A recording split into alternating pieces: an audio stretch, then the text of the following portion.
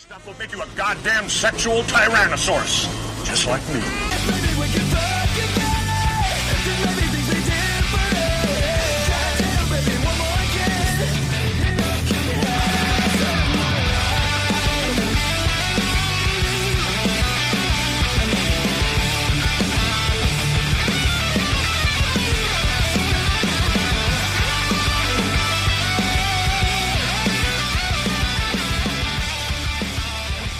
Welcome once again to Access Vegas, guys. We have a special. Actually, no, I take it back. Nothing is special about this episode. There are no surprises coming. Don't worry about what's going to happen. Just stay tuned. I'm sure it's going to be just a boring, normal episode. Do not adjust your sets. We have a lot of new guests that are on the show this week, but we're here mainly. The reason why we did this today on a Wednesday is because tomorrow is going to be Babes in Toyland. The first ever Babes in Toyland Goes Country is going to be at Jason Aldean's. We're raising money for animal rescue, and everybody is dressing up like a cowboy, and all the girls are wearing Daisy Dukes and cowboy hats and stuff like that. So it's going to be an exciting time. So before we get started, we're going to introduce everybody who's here on the show. We have a packed show today. She is from Tennessee. She's an SEC college expert. Please welcome Sarah Blake. How you doing, Sarah? I'm good. Hold on a second. Let's make sure we got Sarah on there. Sarah, there we go. Wave at Sarah. Okay, awesome. Hi. Hey, Sarah, and as you know, hook 'em horns. Next to Sarah, she's from Las Vegas. She owns Dolls Model Management. It is Sasha. Sasha, welcome to the show for the first time. Hey, thank you. Awesome. Next to Sasha, she's from Las Vegas. She owns Mint Model Management, and she owns Shelby's Closet. She also owns Confidently Crowned. It is Shelby. Shelby, welcome for the first time to the show. Thank you so much for having me. Of course. And from Wisconsin, she's an exotic dancer and a model. It's Chloe. Welcome, Chloe, to the show. All right, awesome. Next to Chloe, we have, she's from Orange County. She's an entrepreneur. We have Amanda on the show. Welcome, Amanda. Amanda. Nice. And Back again. She's a singer and a songwriter from California. It's Armani. How you doing, Hi, Armani? guys. I'm doing good. Okay. And she is a content creator, a tattoo model from Los Angeles. First time here, it is Missy. Welcome, Missy. Sup? What's up? She is an entertainer from Dallas, Texas. It is Shelly Jane. How you doing, Shelly? Hi. First time joining us again. She's a content creator from Scottsdale, Arizona. She came here on a helicopter. No it is way. Taylor. How you doing, Taylor? Some Good. guy thought enough to bring you on a helicopter. That's pretty amazing. That's incredible. And also, she is from San Diego. She owns Hayden Entertainment. It is Kendra Hayden. First time coming on the show. Welcome, Kendra. He is from Boston, Massachusetts. He's a professional fuckboy. Please welcome Luke Chase. Luke Chase to the show. None of that. Yeah, none of that. He's one of our coaches at Men of Action. And she is from the Bay Area. She is a bartender on the strip. It is Claire. Welcome back, Claire. Back again. Welcome back, Claire. Awesome. Okay, do we have anything that you want to go over? You want to do the Well, videos? I turned a year older today. Oh, I don't know. I have no idea. Shut up, everybody. Shut up. Not right now. Not right now. Stop. Not the time. You didn't hear any of that. Nope. Wait. What else is going on? What else is going on? Well, we got Babes in Toyland tomorrow. That's going to be a lot of fun. And I actually got cowboyed up. So Awesome, man. please go. It's called Babes in Toyland Babes in turns Toyland Trump Rally. At That's what it's Jason called. Aldean's. Jason Yeah, Aldean's. at Babes Jason in Toyland Aldean's. Trump Rally tomorrow at 9 p.m. Oh, my goodness. Yes. Awesome. All right, cool. Awesome. Anything else? That's it. Let's get to the video. get to- guys I know have you all wanna seen see video. the- you've been It's got waiting for this. 700 million views so far, and we're going to react to it. Ready?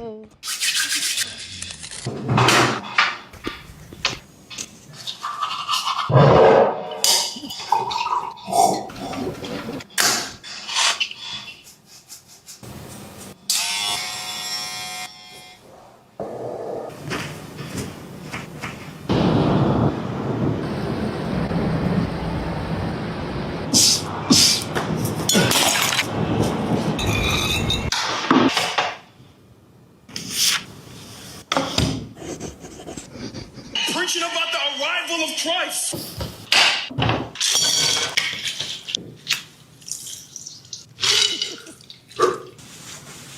Thank you.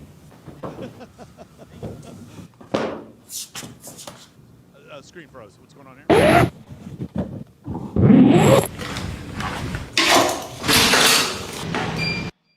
Going up.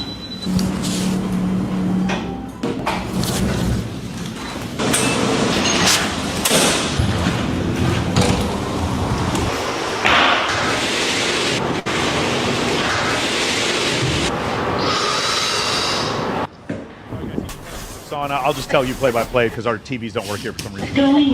It's 7 o'clock in the morning, and he's already been to the gym. He's done a cold plunge in his face. Now he's out training outside. 3, 2, 1. I got 4 something like 355. Now he's sprinting. And now he's doing jumping jacks. He's like jumping and touching feet. It's Good to meet you, man. Respect it. That's crazy. Thank you, bro. There we go. Now It caught up. Pause it. It'll catch up. And they pause it for you. Pause it. 1, 2, 3, 4. Sorry, guys. We're having some trouble with the TV. And then try it again now. Start.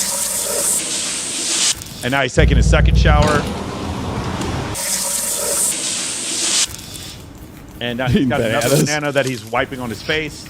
He's using the banana to clean his face off. What the hell is that for? Thank you.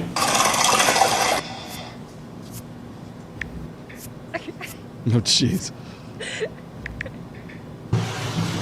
Thank you. And now he's dipped his face You in the made your ice first for the third 10,000. time. Congratulations. We got to do at least There's 20, no way bro. we can just use this TV. It's just as bad. I mean, it's absolutely the same thing. Okay, so there's no way to fix this. Okay, all right. Sorry. Have you guys who have seen that video before? You guys seen it? Like it's got 700 million views. The guy went off and he did this, and he in the comments they just called him a tryhard. They called him every kind of fucking name they could. So what I wanted to do because it's a special day, is I got Jesus! I got some of the $50 water. I had to pawn. I actually literally had to pawn one of my Rollexes to get this thing. So we're gonna open up the water here real quick. We're gonna have just blew up on me. Okay. So this is great. Hold on.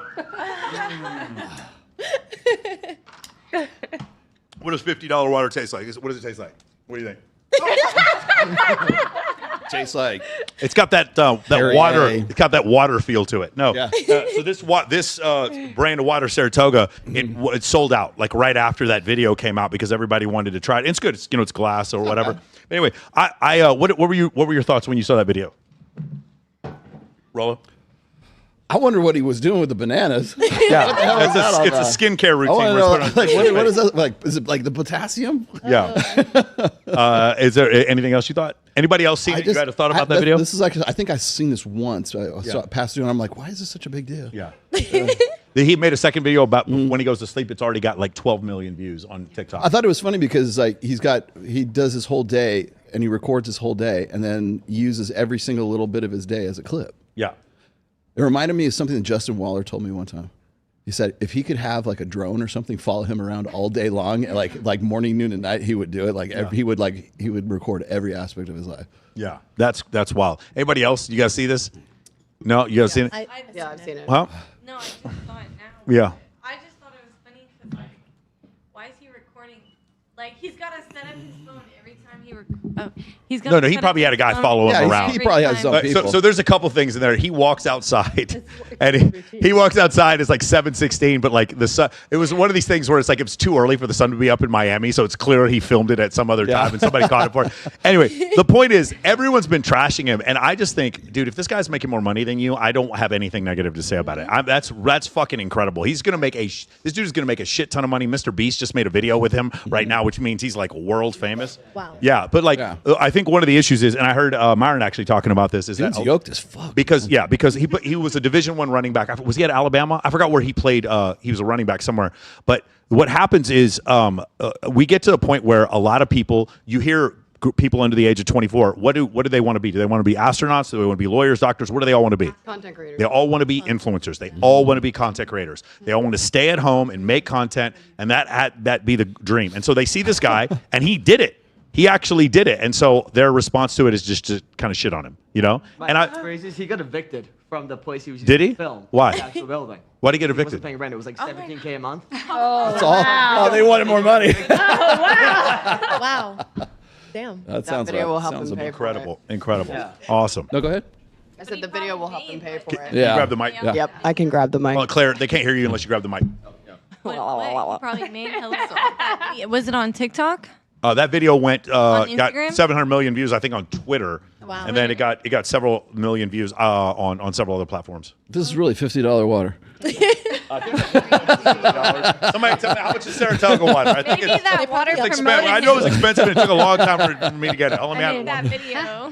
Has anyone else in here tried the banana routine? No. No, but I'm dying to I try it actually now. have, and it's fucking bullshit. Well, do it at night because it makes your face sticky. I'll try any of these stupid like fads, like beauty fads, but it's But did you dip your Hey, did you see face this? and like plunge your face after? oh in water. You dip that shit all the Hey, guys. time. Every time I'm Hey, You guys, said watch. you said you're an esthetician too, right? I'm an Yeah, it's like you need to work on retinol and moisturizer and sunscreen. Like no. other things. I just find Maybe it funny cheaper. because like I thought two things about the video. One, I thought he was very productive. I'm not gonna lie. I was like, okay, look at him, doing his thing. That's good. Men should take notes, even if it is excessive. It was just scrolling Yeah. the banana. And two, why is men's skincare so like excessive? It's either like it tastes like cancel children's or tears. Yes, it excessive does.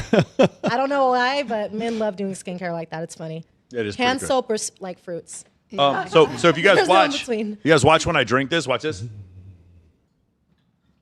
My FICO score just went up. Did you guys see that? You see that? All of a sudden, watch. Ready? Watch this. Sparkling water? I was just approved for a home loan. Did you guys see how I did that? Wow. This stuff is incredible. It really is amazing. Man, awesome. It's really, really great. It cleared my gout. Beautiful. All right, cool. Do we have another video we want to try? Yeah. Travis, is there a solution here? Is there anything we can do to maybe be able to watch the videos? No? Okay. Okay, all right, let's try it again. Hey, guys, could I ask you all another question? Could you all go to airplane mode because we got to make sure nobody's on the Wi-Fi because if you are, then it's part of the reason Yeah, why there's an bandwidth issue is here. tough. I turned my Wi-Fi off. Okay, awesome. Beautiful. Awesome. Do you want to try the next one here? Yeah, Let's do it. Let's do it. Which one do we want to do? Oh, jeez. Pick them all. We have so many. I know. I want to do this one. I want to do this one. She'll love this one. Single or just can't get a relationship? Have you always wanted to snuggle in someone's buns without the fear of getting pink eye? Do you not have your own girlfriend's booty to slap as you pass by? Do you feel judged for wanting to eat snacks out of a booty like groceries? Introducing the Buttress pillow, the first ever pillow to provide all the perks of a girlfriend booty without the baggage of a relationship. Providing the most quality neck support, fulfilling any urges to slap or grab a booty, or even finally being able to snack how you want. Feel the softness, experience the support. Whether it's support, comfort, or late night snacks, your Buttress pillow will be there for you. Order in the next 12 seconds and we'll throw in a free Buttress booty keychain so you can take your little booty wherever you go. Because life is too short to be bootyless. Okay, where can I buy one? As someone who is bootyless, I approve this message. Okay. Does anyone want to buy one of these from Missy right here? Hey, I want to buy one. Yes. 90s inspired, infomercial. That's unbelievable. Thanks. Yes. You sold me. See, I feel like that deserves millions of views. That's great. So you think more than the other video? You thought that deserved? Yeah. It's pretty funny. That was pretty good. Bravo. Much more creative. Travis Kelce should buy that for Taylor Swift. Taylor Swift needs some ass. Is that what you're saying? That's so mean. Yeah, that's pretty mean. That was that's, very That's mean. pretty mean. Awesome. Okay, awesome. Anybody else interested in the butt pillow? Buttress pillow. Buttress pillow. I mean, it looked really comfortable. I It looked really like the so little booty comfortable chain. when you were laying on it. Hold on. Shelby, what'd you say? No, I like the little booty chain. little That was cute. I want one of those. I got you, girl. I was gonna say, how many times did you fall asleep? Just like it looked so comfy. In between those cheeks, and just between the cheeks, man. I wish. You should make a boob one next. Make a booby one. yeah, make Booby a boob. A BBL version. Yeah, BBL version, the Miami BBL. version of your butt pillow. It's like all big and jiggly and shit. Well, I made a video of I bought this silicone butt from Amazon and because people on the people on the internet of course I know I have no ass, it's just lower back and leg, and so I make jokes about having a flat ass. So I bought this silicone ass, and around Christmas time I had made a video of I asked Santa for a BBL, and it was pretty funny. All I made it right. into a Christmas rhyme. So Okay. Beautiful. Awesome. All right, let's get to you want to do the next one? Speaking of Taylor Swift, Here we go. If they'd rather have a Taylor Swift concert ticket or one Bitcoin. Taylor Swift ticket. Taylor Swift ticket. yeah, that's it. Here. All right, everybody pay attention. Everybody look at the screen right here to your Here we right. go. We're asking people if they'd rather have a Taylor Swift concert ticket or one Bitcoin. Taylor Swift ticket. Taylor Swift ticket. Obviously. A Bitcoin. Guaranteed. I'll have to take the Bitcoin on that one. Taylor Swift. Taylor Swift ticket. I would rather have one Bitcoin. For me, one Bitcoin. Taylor ticket. Definitely Taylor. Bitcoin. Would rather have one Bitcoin. I can buy Taylor Swift a song to perform live at my birthday for 90 grand. Taylor Swift tickets. Taylor Swift ticket. One Bitcoin. I already have a ticket, so I'll take the Bitcoin. Taylor Swift tickets. Taylor Swift ticket. It depends on where it is. If it's floor seats, but if not, the Bitcoin. A Taylor Swift ticket. Bitcoin. That's hard. I think a Bitcoin, though. Taylor Swift ticket. Choose Taylor, honey. Taylor Swift ticket. Taylor Swift ticket. There is ticket. In US dollars, it's around $90,000. That's crazy. But still, I would still choose Taylor over $90,000. Raise your hand if you would rather have a Taylor Swift ticket. Anybody? How much are our tickets worth? Let's just say that. Not 90 grand. Let's just say the ticket's $25,000. Bitcoin right now, as we are speaking, is at $83,626. But this is like a phenomenon. Like, we have a lot of people doing this. Why is that? Why do you think, ladies? Why do you think so many ladies would rather have a Taylor Swift ticket? Anybody?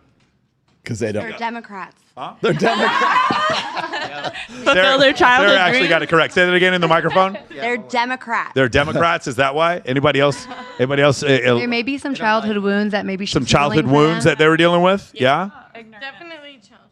How about they don't understand the value of money because maybe they never earned any? How about that could be also a reason. They don't know what the value of a They don't value money is. They don't believe in Bitcoin. Right. They were raised to marry a rich man. Yes. That's what they are. Okay, got it. All right. Beautiful. That's awesome. Well, which would you rather have? I know you said you'd rather have a Taylor Swift ticket, Luke. Which is that still your answer? Taylor Swift ticket? Nah. No. You could go backstage for that. Like with Yeah. Bitcoin, you could still buy backstage ticket and have money left over. Yeah. Yeah. Okay. Well, good. I'm You glad. notice that most of the guys said a Bitcoin, right? Yeah. There was Like one guy 90 that said that's a hard decision. Yeah, no, but he knew. But he said hard decision because he was like he knew what he knew what it was. But yeah, no, I was gonna say it's like it's funny because it'll show you like what women focus on and what men focus on too. So it's like men, by and large, men are gonna know what the value of a Bitcoin is versus what the value of a Taylor Swift ticket is gonna. And granted, Taylor Swift tickets are pretty freaking expensive, but they ain't $90,000 expensive. Were they allowed to like look it up before they decided, or was that like Probably not. No, I'm just probably it's just some. So I'm like, I always do research, so It's one of those man on the street things, Yeah. There were a few ladies that didn't say Bitcoin though. Yeah, they were the smart ones. They were smart ones. Yeah. Like two. Like two. I think I counted 3. There's 3. Yeah. You want to try a smoke detector? Have you Oh, I have that one. Hang see that one. on. Let's see. I just put them in name order. There you go. SM. There it is right there. Okay, hang on. Ready? All right. Watch the Here we screen, go. guys. At Oxford on infidelity. Here's why I think you're probably too jealous. One of the most important psychologists in history, Dr. David Buss, who I had a very interesting public conversation with a couple years back, now quite famously said that jealousy evolved to function like a smoke detector. If a smoke detector goes off when it shouldn't have, that's a bit annoying, right? You might have to get up on a stair and, mess with it. But if a smoke detector doesn't go off when it should have, well, maybe you lose your house, maybe you die. Similarly, if you get jealous and your partner has been nothing but faithful, that's a bit annoying, right? Maybe you become like an insecure boyfriend meme. Maybe it marginally lowers your mate value in her eyes. Worst case scenario, maybe you get dumped. Maybe you get thrown out the way an oversensitive smoke detector might be. But in our evolutionary history, even that wasn't as bad as if your partner was actually cheating and you didn't get jealous. As raising another man's offspring without being aware of it is oftentimes pretty close to the worst case scenario from a reproductive fitness standpoint. And while women didn't typically have to worry about maternity certainty, for our ancestral mothers, her mate mating with other women meant that she could lose her male's investment, resources, and protection to other females and their offspring. Which is, again, a worse scenario than acting like a meme for a moment. And so we as a species should have evolved to be hypersensitive, oversensitive, overreactive to cues that our partner might be unfaithful. This is the same reason cats get terrified by cucumbers. Being a little foolish as an animal is a lot better than getting bitten by a snake. And so our evolved emotions often act as smoke detectors, going off a little too much. I'm sometimes criticized for talking about humans as if we're animals, which is funny because we are animals. But for skeptics, one of the clear benefits of this approach is being able to step out of ourselves and understand our emotions and impulses in their evolved context. In this case, hopefully, by taking a deep breath and realizing the fire alarm was designed to go off a little too much. Awesome. Anybody have anybody in a relationship and you have this thing where maybe you're a little too jealous, or you've been with someone who was jealous? Yeah. Guys, speak up. Seriously. Jealous side. Go ahead, Kendra. Come on, here you go. Kendra, grab the microphone. So me being a dancer, especially in this show, or in Vegas, I've done topless shows. Right now I do Little Miss Nasty, which is very, very vulgar. I'm into burlesque, getting down to a pasties and a G. Do I know a thing or two about jealous partners and people that cannot handle it and just freak out over just the littlest things, despite how open I am? But I feel like they're always okay with it at first in the relationship. They're like, oh, I would never tell you to stop. Like, I would never do that. That's not my place. And then as the relationship goes on. Or they see it. That's why for me, second date, you're coming to my show and you're coming to my nastiest, gnarliest gig. Can you handle it? Can you not? So can you be specific? Like, what has happened? Like, how you had serious relationships that ended because they weren't able to figure this out? Yeah, so I did. I had a partner. Still, I wish him nothing but the best. It was amazing, and he's watching right now. He's just super. He comes from a super conservative background. So first off, him moving to Vegas in the first place from Utah was insane. You can guess, ex-Mormon. But bless his heart, he tried. He tried so hard. And again, our second date was him coming to see my topless show and then continuing to go dance at a club afterwards. And he tried his best, but then it just got to a point where he's like, listen, I eats them can't up do inside. it. Yeah, because he couldn't really handle, I think, a bit of it was. And there was no extracurricular shit. Like, No. you weren't talking to other dudes or anything No, like that. not Okay. at all. This is just a display thing that he had a problem with. Okay. Full display, because it was the point of messages that I get and the people trying. Got it. Trying to get behind closed doors, that would eat him up, that there were all these constant kind of options and people coming forward. Got it. That I think freaked him out a little bit. And at the end of the day, he's like, when are you going to stop doing this? And I was like, oh, no. So he was ready to come in and take you out of that. And he was like, If when are you going to like? A little bit, where I was like, oh, I'll just, this is what I do. And he was hoping, oh, dancers, you have a shelf life. Not in this city. No. Not So wait, in this how long was your relationship 2.5 with him? years. Wow, 2.5 years. he That's really- actually pretty good. He did a really good job. Before Bless he his got heart. jealous. Did he Yeah. No. No. No. But yeah, he Two and a half years Bless is a his good heart. run. Ladies, real quick, and then I'm going to ask Sasha a question. You would give up your job and your Instagram right now for a man who took care of everything? Raise your hand. Yes. Just raise your hand. Just raise your hand so we can see it. Yeah. Okay, you would not. Raise your hand if you would not. I wouldn't now, but I did in the past. It did not work. You would now? Okay. Okay. Sasha, what is it? You had a relationship and the guy was jealous. Was it the modeling, the atmosphere modeling? What was it? No, I was dancing at the time. Okay. I'd been dancing, yeah. And we had started dating. He knew I was a dancer. Yeah. He knew from the beginning. It was no surprise. Like, we had been friends before we started dating. And he always told me, like, I would never make you stop. Like, that's not my place. Which I actually did end up stopping for him. And he took care of everything, and then what happened? Yeah, That's when we first met. Actually. Yeah, I stopped for him. Regret it completely. I went back. So you broke up with him. Oh, so he was taking care of everything, and then that was... No, he wasn't even taking care of everything. He wasn't taking care of everything. He was all talk, no walk. All talk. And I still stopped because I was working at the hair salon at the time. So I was like, okay, I'll stop dancing, like focus on doing hair. And then, something happened between us. And I was like, you know what? He just showed me disrespect in the relationship over and over again. So you broke up with him and then went back. At that point, I was like, okay, like, I'm going to go back to dancing. The ball is in your court. Like, you can stay with me or leave me, but, like, this is what I'm doing at this point. And he broke up with me. Got at it. that point. And we had been together he for, like, wasn't 3 years supporting at you, that right? point. Yeah, he wasn't supporting me. That's not why, but, like, he wasn't supporting me anyway. No.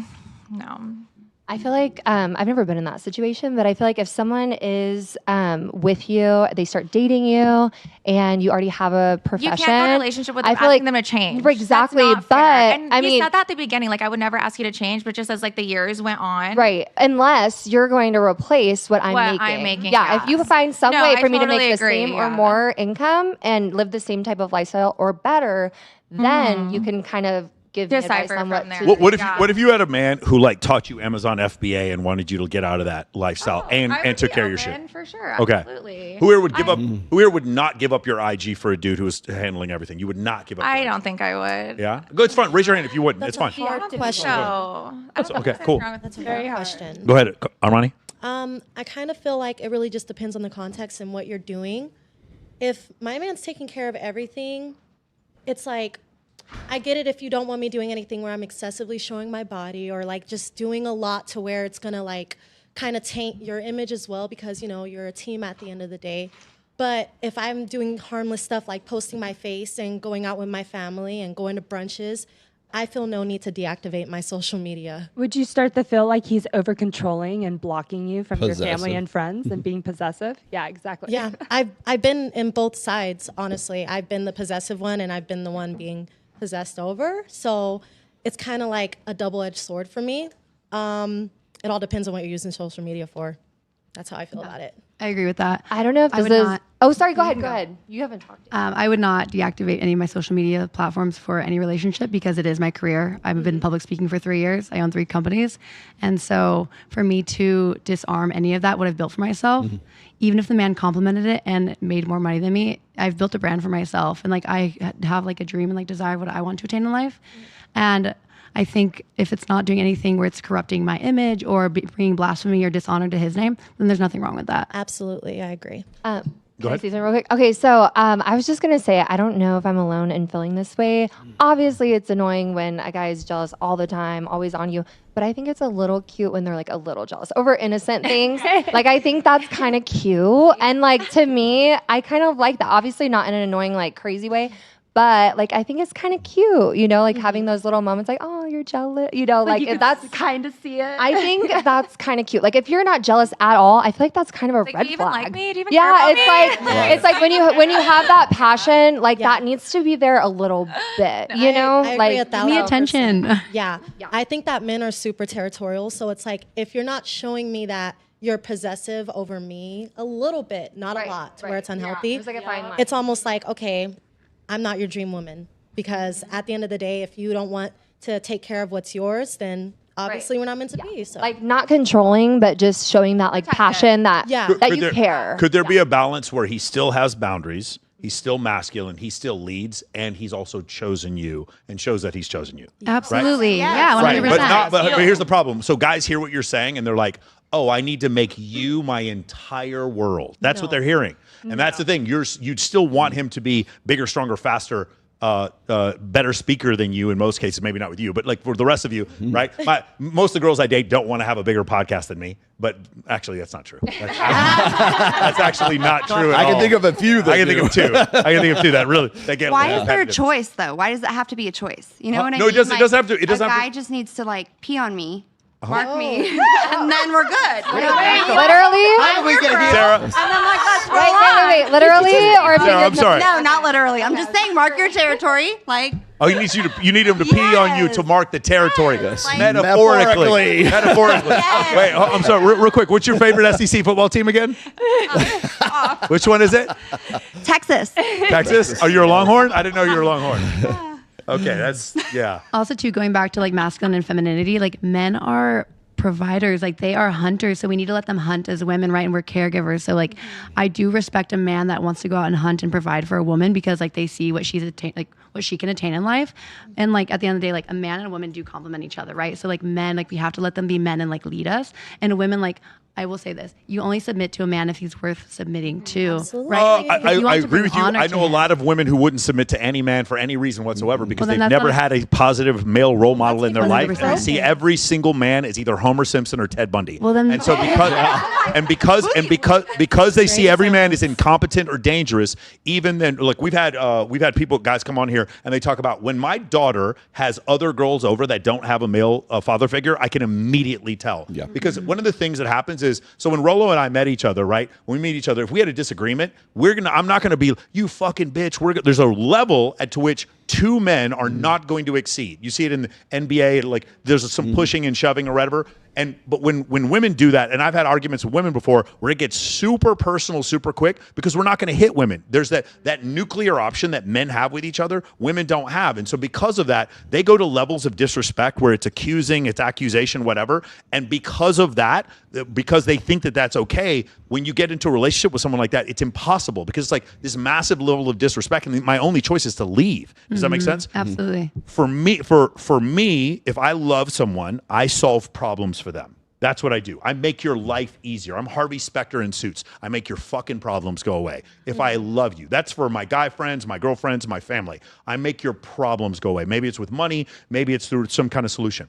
What I need from a woman is not this fiery lava feeling of love. It's like, I love you 1 second, and then, oh my God, you looked at this girl, fuck you, I hate you. Like this up and down motion. What I need is when you have that lava, fiery emotion, for you to say, hey, this is an emotion inside of me. Is this worth ruining his day? Is this worth screwing up his business? Is this worth embarrassing him in front of his clients? Is this worth that? And can I put that feeling aside in service of the empire we're building together? That's respect. That woman gets the wedding ring. Does that make sense? Absolutely. If you guys were ever confused, that's the highest level dudes, if they choose, which nobody wants to get married right now, but if they did choose a partner, it's going to be the one who grasps that concept. I do not attack. I do not accuse. I do not exaggerate. I can ask him how he feels. I do not tell him how he feels, but I can ask him how he feels. And his empire comes first and foremost so that we can build it together. I fully support whatever your man did. Your man is a trash collector. You're like, get out there and collect that fucking trash, honey. Nothing's going to stop you. In my case, I've dated women before, and they don't like the content that I make because they see some of it as like, oh, you're helping men with date multiple women, and I don't like that. I need a woman who wakes up in the morning and says, you need to get Sandeep from New Delhi laid tonight. And you need to do whatever the fuck you got. Oh, you don't feel like doing it? Get up and go to work, right? I need that. I need that level of commitment. That girl gets wiped up. That one. And for those of you who are confused and wondering like why that's not happening in your life, it's because that level of commitment is not what you have. I don't need you to be quiet. This whole idea is we want women who are submissive, or not submissive, but like automatons. That's what we want. We just don't want a woman who's masculine. That's the difference. Okay. We don't need you to just get into a dick measuring contest with us over what's right and what's wrong. And for God's sake, if it's something that I do for a living, don't tell me I'm wrong about something. That's the thing where I'm like, oh, this isn't going to work. Was fun. Maybe we can have a threesome, but like I'm not dating you because you're sitting there telling me I'm wrong about something I know I'm correct about. So that's the only issue that I would say when it comes to that. You're right for the most part. You're not going to submit to a dude who isn't worth it, but you've also seen women who submit to men who aren't worth it. Yeah. And frequently have never submitted to any man in their life because there was no religious figure, father figure, or so I've seen some women, they had no figure that they respected until they maybe joined the military or something like that. And until that happened, because of that, they have no paradigm with which to respect a man because they think every man is Homer Simpson. That's the problem. And that typically stems from like a child wound or something that they've gone through that's traumatic. Sure. And I always tell like my clients is do not lead with your emotions. You need to lead with logic. Because at the end of the day, like your emotions and your mind are going to lead you astray. And this is why like men typically are leaders because they are more logical than women. We do lead with our emotions. So I always tell my girlfriends, stop thinking with your heart, think with your dick. No, I'm just kidding. I don't say that. But hey guys, I'm going to give you the best piece of advice. I'm going to sum up all female dating advice in one sentence. Ready?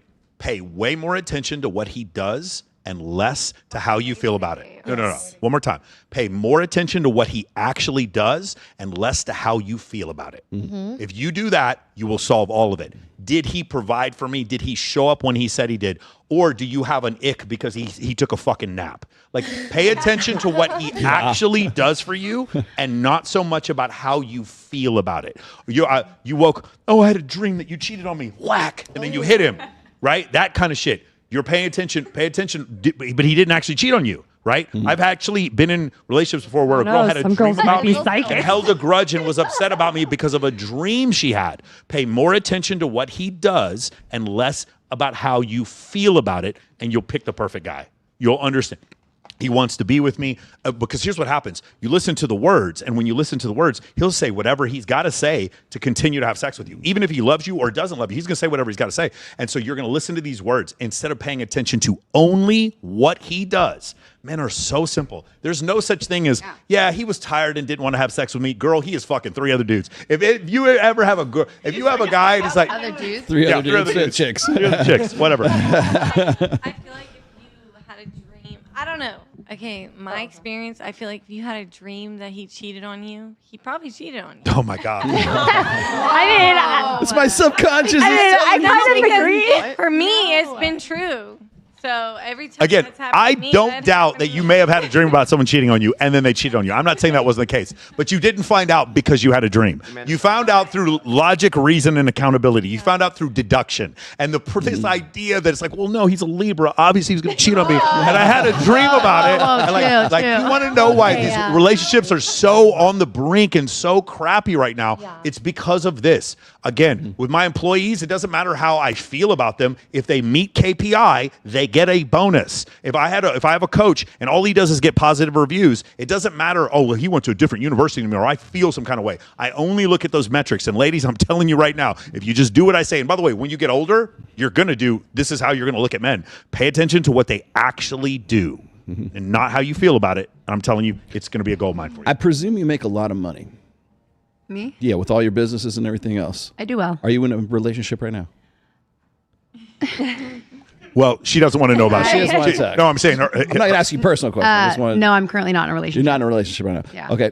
Have you been in a relationship with a guy who made as much money as you or more money I've than been in a relationship with a man that's made way more than I have. Way more than you have. Yes. Okay. Because my question is this: is one of the words you led with was you have to allow these guys to, take the lead and stuff like that. Would you allow a man who made less money than you to take the lead? Is that a qualifier? Any of you guys? That's a really great question. Is that a qualifier for deferring to his authority? Is it just because he's a man, or is it because he makes more money than you? I've actually sat with myself and asked myself this question: can I allow myself to date a man that makes less than me? Would I be content in this relationship? Would I be satisfied? Would I be, as a man, like I desire him to be the provider because I want to have kids and work from home and like raise the children. In a couple of years, that's why I started my businesses, because I do want to have kids and I do want to set that life up for myself. Man, would I date a guy that makes less than me? I don't know if I can answer that honestly right now. The number one precipitator of divorce right now is when the husband and the wife are making about the same amount. The woman gets a bonus, or she gets a raise, or he gets fired. She gets a promotion, or he gets fired, or something. Suddenly they go from being the same, or maybe him a little bit more, where she's making a lot more. And that's the number one precipitator of divorce right now.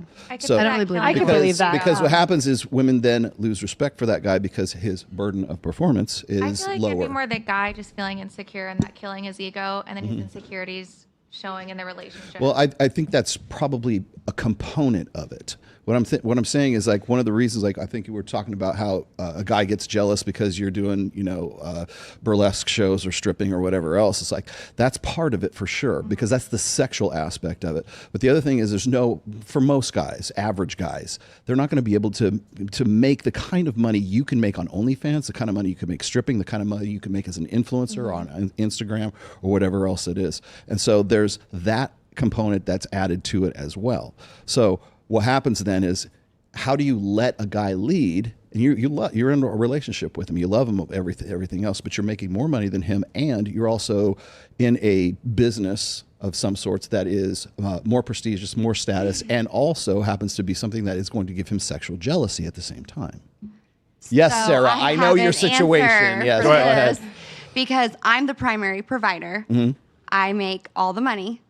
My husband, he contributes in ways that are beyond what I would have dreamed of.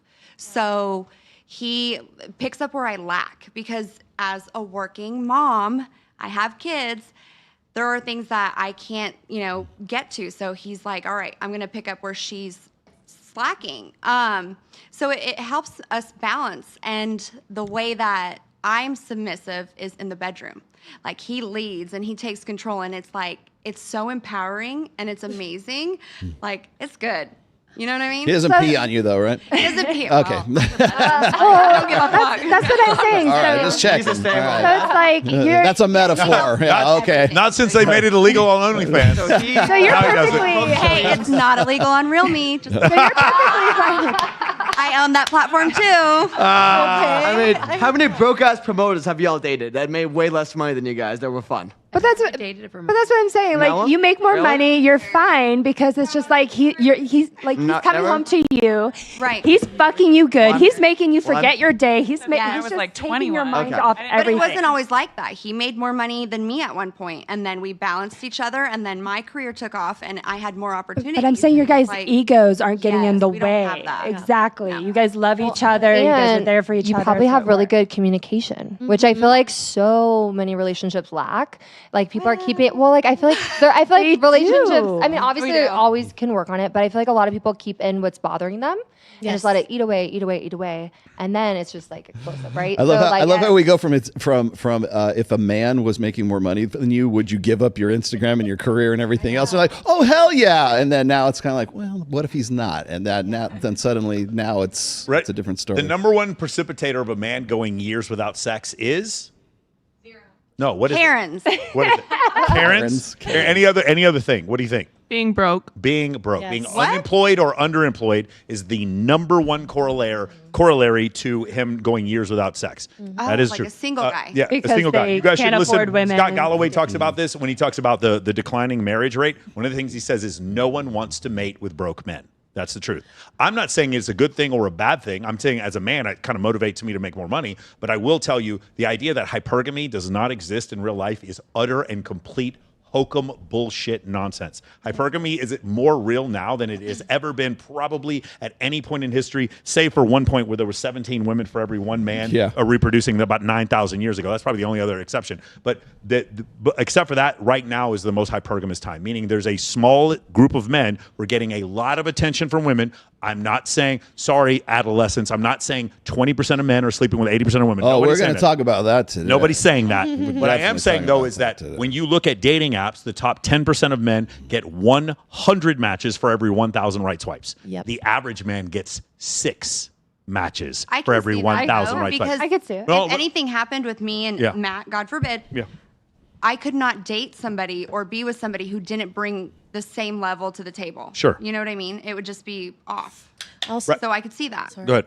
I also think that there's like this dating hierarchy, and it has to do with social media as well. You got to think we have so much overconsumption of people's dream lives and their like highs. So we see, we have access to things that we didn't used to have access to. We see these men with all this money, and we see people like, and I like Shira 7. But like still, we see people like Shira 7 who are preaching, get with somebody with money, get with someone like, you know. I actually like Shira 7's honesty. I'm gonna see if Shira 7 come on my show. Like at first I was like, oh, this is toxic. Then I was like, oh, she's being honest. She's like, if you like again, I understand the way you look at it like this. If you ever ask your son if you ask your son if you would be cool with him dating a stripper, ask your daughter if you would be okay with him dating someone who's broke. As a man, it's hard for me. It seems shallow that women care so much about money until I think about my daughter. Then I would be like, oh, no, I don't want her to be with someone broke. Then it makes sense. It's the same thing for you. When we're talking about you have a girl who films with multiple different men on her OF, and now that girl is dating your son, you'd be like, oh, wait, maybe that's not what I want. But you're less judgmental for yourself, which is fine. But when you think about your offspring, then you might have a different answer. That's the only thing I'm saying. All right, watch the screen. I got a perfect video for this. Perfect segue here. He were broke, I wouldn't choose him. And not because I'm shallow, but because it's my standard. Let's be honest, if I didn't match his taste, his lifestyle, I wouldn't even be considered. So why should I ignore what matters to me? I've built a beautiful life. I've created financial abundance on my own. So yes, a man's financial stability matters to me, not because I need his money, but because I need his mindset, I need his drive, his ability to build, lead, and match what I've created for myself. And yes, I believe in love, but I also believe in alignment, and choosing wisely is part of loving wisely. Rollo, what do you think about this? There's so many layers. I can't even start. Well, no, I when we were on the show the last time we were here, and I forget the girl's name, I'm sorry, but I was talking to her about her describing 2 different men. One of them was the guy that I really loved. He's got to be emotionally available, and I really want to be with him. And you know, we got to connect on some sort of like astral plane or some, you know, energies have to be in alignment, like sync up. But then she also goes on to describe the guy who's going to build an empire with, and we both have to be on the cover of Forbes magazine, and we both have to make millions of dollars each. And it's like I wouldn't even consider a guy unless he's economically attractive. He's making at least as much money as I am, plus another 50%, 68% on top of that. So at least half again, and he's not even in the running. Now they'll talk about the guy that they want to have sex with and they want to have an emotional connection with, and I realized at that point that they were describing two different guys. So what do you guys think about that? Are you looking for two different men, or are you trying to find the perfect Are you saying it can't be both? between the two of them? Are you saying it can't be both? I'm sure it can be both, yeah. It's rare. It's rare, but it can happen. It's like Can happen. checking all the boxes, like good finance, fucks you good, doesn't annoy you. Yeah. Like you could be in the same room as them. I'm of the opinion that I think that a lot of the sort of like we say there's this big crisis in dating and everything right now. It's huge. And I think half of the reason is women are looking for two different guys. They're looking for the guy who's the guy that they want to be on the cover of Forbes with, and they're looking for the guy that they want to have this emotional sort of spiritual connection with, who fucks them good. If that's part of that equation, but does not necessarily measure up economically like the other guy does. And the other guy is much rarer than the guy who you're going to meet at a club, and he's a sandwich artist at Subway, but he really lays down the good dick, and he's a fun guy to be with. Clip that. Exactly. So Clip I that. think when women do really well for themselves financially, and they have their own house, they have everything they need, they don't need anything else. They don't really want anything else except to forget their day and just be held and protected and fucked good. The problem with that is women cannot look up to a man who's her equal. He's got to be above her somehow. He's got to be financially above her. He's got to be physically above her. He's got to be taller. He's got to be stronger. He's got to be more intelligent. He's got to be better educated. He's got to be funny. He's got to want children in the future. He's got to be. Your mom has to love him. He's got to like puppy dogs and rainbows and connection Disneyland. for sure. You have to have connection with anybody. Well, a lot of times it seems to be like one or two things right. Like either he makes really good money, he lays down good dick, and then you overlook a lot of the flaws because of those two things that are there. Mm-hmm. Do you guys not agree?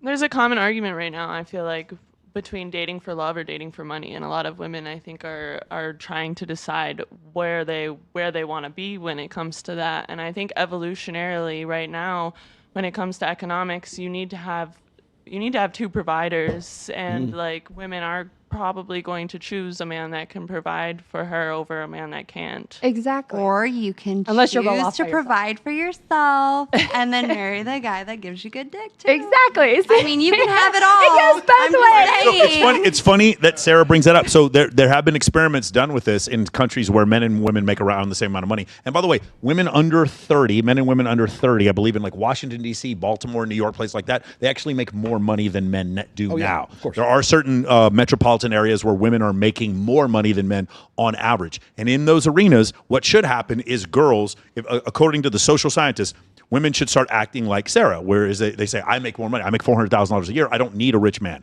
And obviously, you guys know the answer. The opposite happened. Women now prefer men who make 1.65 to 1 what they make. Meaning, if she makes $100,000, they want a man who makes $165,000 a year. Does that make sense? So even when all their needs are provided for, they still want men who make more money than them. Rihanna made like $400 million and was dating a billionaire. Okay, it was not a function of providing at that point. She just wanted someone who made more money than them. So maybe what it means is women care more about men's ability to acquire resources evolutionarily, and it has nothing to do with society. Maybe it's genetic. Does that make sense? So that's the thing. Let me ask you this then. Lana Del Rey got with the airboat, like alligator hunter commander. Is that going to last? Okay. Do you think that's going to last? Is that going to be because She's having fun. Well, yeah, obviously. But I mean, again, dude, there's always exceptions. You must be doing something right. I'll bet you Megan Fox probably had a higher net worth than Machine Gun Kelly when they first got together. Yeah. Right. I mean, so it's like there are always exceptions. I'm not saying there aren't exceptions. What I'm saying in general, throughout every society, in general, women care about 100% more, meaning 200% as much about a man's ability to procure resources and to have status than the other way around. Okay? Is it conditioning? Huh? Is that conditioning? No, it's his ability to provide. What do you mean conditioning? What does that mean? Are women conditioned to be that way? No, what my point is, if it's in every society, if we're talking about the Yanomamo tribe in Venezuela and we're talking about people in Iceland, those two groups of people have nothing. You can't have conditioning. You understand? If we're talking about an ancestral tribe that has no magazines, radio, or television, then it has to be genetic. Correct. We don't need a man to fight off like a woolly mammoth. Which is part of the reason. So when you think about this again, so let's go back to this. There's like three massive dimorphic woolly differences. mammoths. Get out of here. There are three massive like dimorphic differences between men and women. The biggest one of all is men's desire for sexual variety is like an average man puts him in the top 1% of women. Like extremely, the wildest porn star still like her level for sexual variety is about the same as a median man. Okay. But the number one thing is men throwing objects overhand in comparison to women. Yes. It is a massive, massive difference. And other primates can't throw objects overhand. Gorillas cannot throw objects overhand. Why would Homo sapien men, be able to throw objects overhand at an incredibly accurate rate in comparison to women, and incredibly accurate rate in comparison to every other animal on the planet? Anyone want to guess? Why is that? I can throw shit overhand. Baseball, football, all these other sports, cricket. Why is that I'm able to do it? Anybody? To kill other primates? To kill other primates, exactly, yeah. and to protect my family against predation. That's the reason why. So men have, on average, about 100% more upper body strength and 50% more lower body strength than women, and that's evolution. If every society is like that, is that culture? Is that patriarchy? Genetics. Oh, Genetics. it's genetics. And that, but guys, thank you. We don't even have to do the show anymore. The whole point of the show is that this idea for like westernized beauty standards or gender roles, this idea that it's created through patriarchy or social construction is utter and complete nonsense. And there is data that clearly shows this. And if there are gender roles, please don't take this the wrong way, but if there are gender roles, and there are obviously gender roles between men and women, they're not enforced by men. We don't give a fuck. They're enforced by women because we're competing. Yes. It's men competing with other men to impress women. The idea that women, again, if women have a problem with the things that create a patriarchy, which is assertion, aggression, ambition, then why is it that women continue to give those men who are most assertive, most aggressive, and most ambitious the most sex and the most children? If women did not want those factors, they'd stop sleeping with those men, but they don't stop sleeping with those men. And so because of that, if I'm a man and I'm objectively looking at the world and I see the nice guy who listens to Justin Baldoni and he's like, he like expresses his feelings to women, and then I see this other guy over here who's like fucking ripped, rich, and dangerous. And he runs his own company and he like leads from the front, and this guy gets the hotter girl. Eventually, over time, societally and genetically, I'm going to be more ambitious, assertive, and aggressive because those are the men who are rewarded with sex. Got it? That's it. Sorry, I don't want to go into a diatribe here, but my whole point is when we talk about this idea of cultural norms versus genetics, we don't give genetics anywhere near as much credit as we need to. I know a lot of women. I have a lot of women who are friends, and I've never met a single one who can bench press more than me. Not one. There's a reason, because evolutionarily, as men, our upper body strength was a survival mechanism for us, and for women, women being better caretakers of children and women gestating children 100% of the time. Sorry, we just got canceled. Sorry, it's women who gestate children. Sorry, I got in trouble there. When that happens, genetically we can understand these things come from our ancestry. It doesn't mean it's wrong or right. If one of you guys told me, like with Sarah, I don't sit there and say, Sarah, you make more money than your husband. How dare you?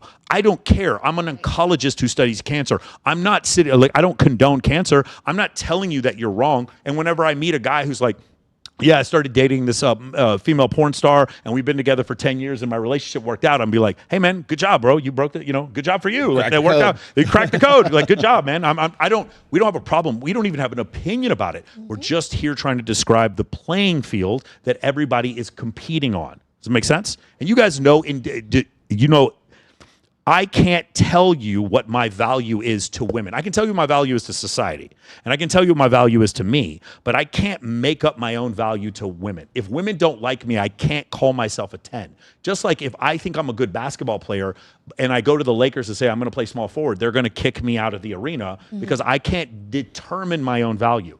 And when you say this to women, it's like your value is determined by the highest status man who will commit to you, not fuck you. Commit to you. Don't care how many times Michael B. Jordan, Tyga, or Drake slid into your DMs. The highest status man who will commit to you is how you define your sexual market value. And for me as a man, it's a double standard, but it's the highest status women that will have sex with me that determine my sexual market value. That's the difference. So I can't determine it and you can't determine it. It doesn't make any difference. Like you can still be an incredible benefit to society and be an overweight cardiologist as a female and men not find you attractive. Your sexual market value is low, but your value to society is high, and people don't grasp that. And they're like, well, it's like, so you see women who are older and they don't get the same attention from men, and they're just like, men are misogynist, this is terrible, it's unfair. It's like, no, you still have value to society, but men aren't going to find you as attractive.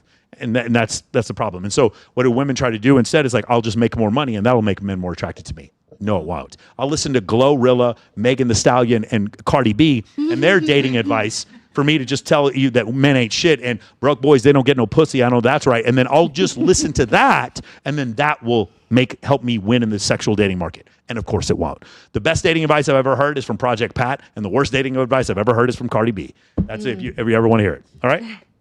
Cool. Do we have another? Right? Yeah, let's do it. It has to be at least $500,000. $500,000 for a wedding ring? That's unrealistic. You could buy a house with $500,000.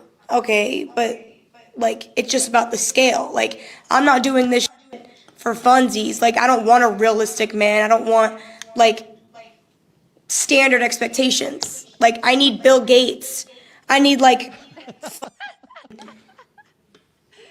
billionaires. Like I don't want to be with somebody where they can't just go out, buy a Lambo, buy a Bugatti, buy a Pagani, and it dent their bank account. You know what I mean? Like I need to be with someone like Dubai rich. Because if they're not Dubai rich, then you're not. Like Miami rich is like you're disgusting. Yeah. Like you're not. Peasants. So, yeah, peasants. Yeah. So $500,000, or I'm not even considering. No. Okay. Good point. Yeah. Any response, ladies? Jeez.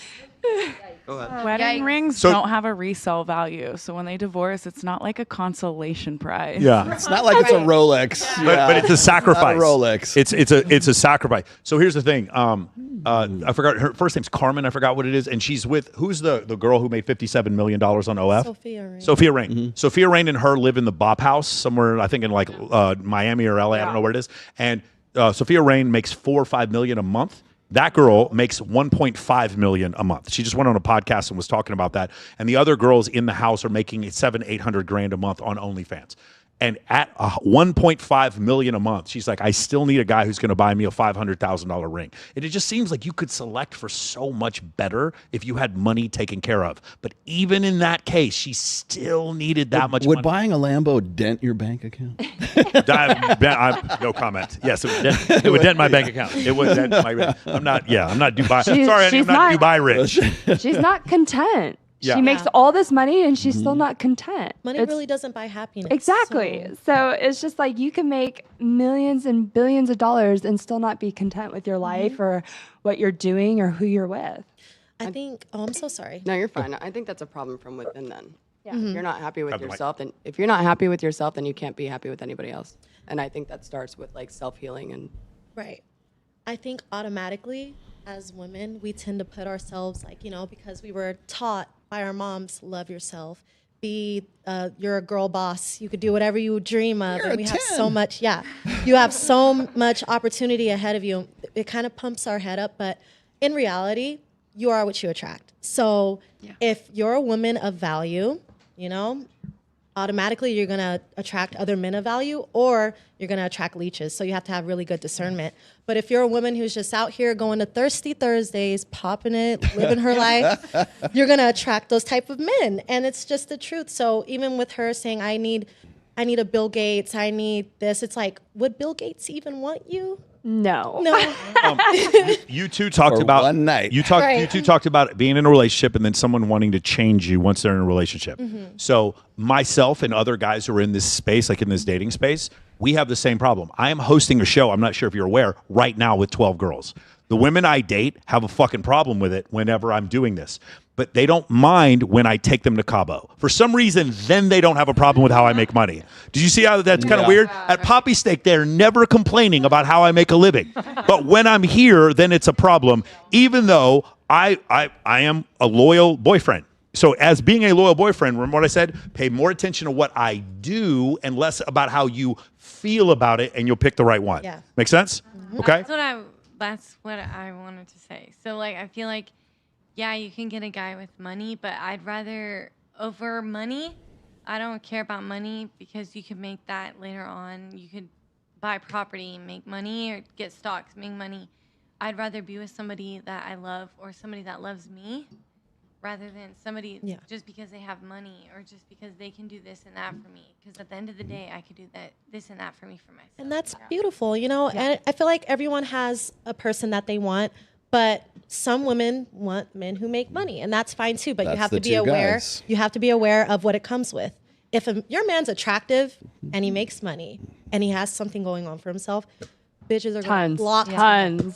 Like literally flock to him. But there are some men who work at a grocery store, regular 9 to 5, and they'll be the most loyal man, anyway. It just depends on what you want. Show of hands. And you never asked him his name. No. I felt Nobody here is going to admit cheating. Listen, I know hundreds of guys who would be loyal to all of you, and you wouldn't be interested in any of them. You wouldn't be interested in any of them because They're working at CVS. most of you don't know notice these men. Let me ask you a question, Taylor. You are, you're a published model. Hypothetically, you meet your perfect man. So perfect financially, all these other things. Hypothetically, you have a perfect man. Would you expect that other women would find him attractive? Yeah, but well, I was going to jump in actually and say, like, I feel like they don't have to be the richest person ever, make billions. Like, but I do think like financial security is a thing. I think that a lot of relationships, you can have arguments because of finances, and I don't want to be limited. I want us to live our life together. I want to support my kids. I am a mom, so I have to think of that too. So I feel like money isn't everything, but you do have to have that security. When it comes to like them being desired, for me, that doesn't bother me. That makes me proud. And I feel like whoever I'm with, I want them to be proud as well. Like I have friends who have husbands, boyfriends, whatever, who don't want them to wear certain things when they go out because you're like, oh, don't show that. That's showing too much. Whereas like, I want to be with someone, I've been with people who are like, yeah, wear the sluttiest thing. Wear, like, you look amazing. Like, I'm proud that they're mine at the end of the day. So for me, I kind of like when other people desire my man because I know he's mine and I'm proud of everything he's accomplished. And then back to like the making money thing, it's not just about the dollar amount. I think it's also about, it shows their drive and how hard of a worker they are. Like that's sexy to me. Like a guy who's hardworking and always striving to be better, like that is really hot to me. So it's not even all about It's it. the It is mindset. the mindset. thing. Yes, and it has to match mine. And I feel like that is just sexy to me, that they're not complacent wherever they are. They're always, even a guy who's super financial, like, okay, what am I going to be doing next? Yes. Like, That's the what biggest can we thing. do to grow? Is drive. So that is super sexy to me. So Let me ask you this. So let's say you meet a guy, he's a good looking dude, and he clicks off all the boxes when it comes to like physical attraction, arousal, and stuff like that. He doesn't have a lot of money, but he's like a super badass when it comes to like surfing or he's like broke BMX he is like rider, he's a dude who is like, he's got a talent, he's got some kind of he's Situational confidence. highly that too, but he's highly respected in whatever his field is, but it's not a really high paying field. Like maybe he's a badass guitarist, maybe he's a badass skateboarder or something like that. Is that guy going to be more attractive than the guy who is just sort of like mid-range money kind of thing? Is it the status that's a key? are you asking me or? Well, anybody. So I was really, really fortunate to have an amazing parental figures and watching them. That was actually kind of my parents' situation where my dad didn't have a shit job. He made, they were about the same playing field. They both had a house, had a car, whatever. But my dad had this drive, how he took care of her emotionally. He wasn't half bad looking. And my mom was this hot little commodity with all her own little things and her own endeavors she wanted to go down, and coming down to, he is attractive, he took care of her, but they were able to build together and they can fight through life together. It's who are you going to go to battle with, like because life's going to knock you down. And they've ended up, she saw his drive and what he wanted to do and found his talents and then pushed him to go into that career. And now they have this gorgeous giant empire. Yes. And they have this amazing life together. So it wasn't about the money at first. It was who's going to take care of me in all these other aspects. And wow, he's competent. So let's see what we can do with this. And then it happened to blossom into this amazing life. And that's kind of my aspect on it too, where one day, you know, I won't be dancing and whatnot anymore, and I won't have this lavish career. So who's going to take care of me in all those other aspects? Because I'm going to build my career and set my footings up so that my money will continue to work for me, so then I can take that back burner and then grow in other ways with my partner. Yeah, that's great.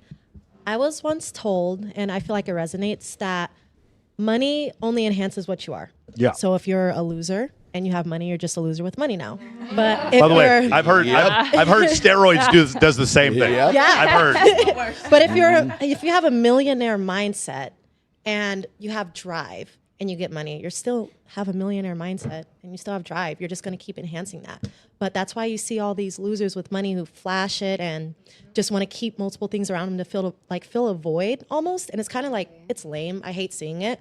And then you see men who are really just about providing and protecting, making a way for generations to come. And those are the men that I respect personally. So, and just not being lazy. Yeah. Actually getting up and working as hard as you do. Mm-hmm. It's crazy going from a partner who's super lazy and just blame the world for his problems to meeting someone else who's like a go-getter. It's like the mindset that's really rich. Yes, problem solving. It's like so attractive. Well, like you were talking about, like, what was it, Megan Fox and Machine Gun? Mhm. Now, Megan Fox absolutely had way more money than Machine Gun Kelly at the beginning, but Machine Gun Kelly still had fucking status for being fucking Machine Gun for sure. Kelly. Well, my so it wasn't the money; it would have been and.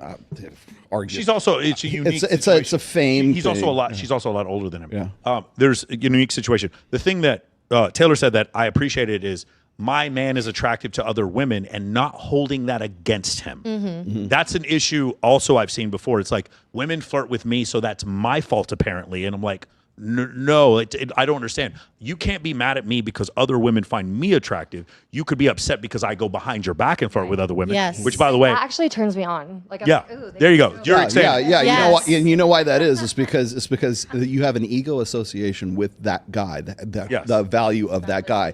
Whether that value is his money or his status or his good looks or whatever, or maybe the combination of all those things. It also validates your choice. But you're You the made the kind right of choice. girl that can get that kind of dude. Yes. Right. And so therefore, like when other women, like women don't want to get with a guy that other women don't want to fuck. Right? They don't want to get with a guy who like you're the only choice. Like, I'll do anything for you. Yeah, because you're the only thing he's got going. Right?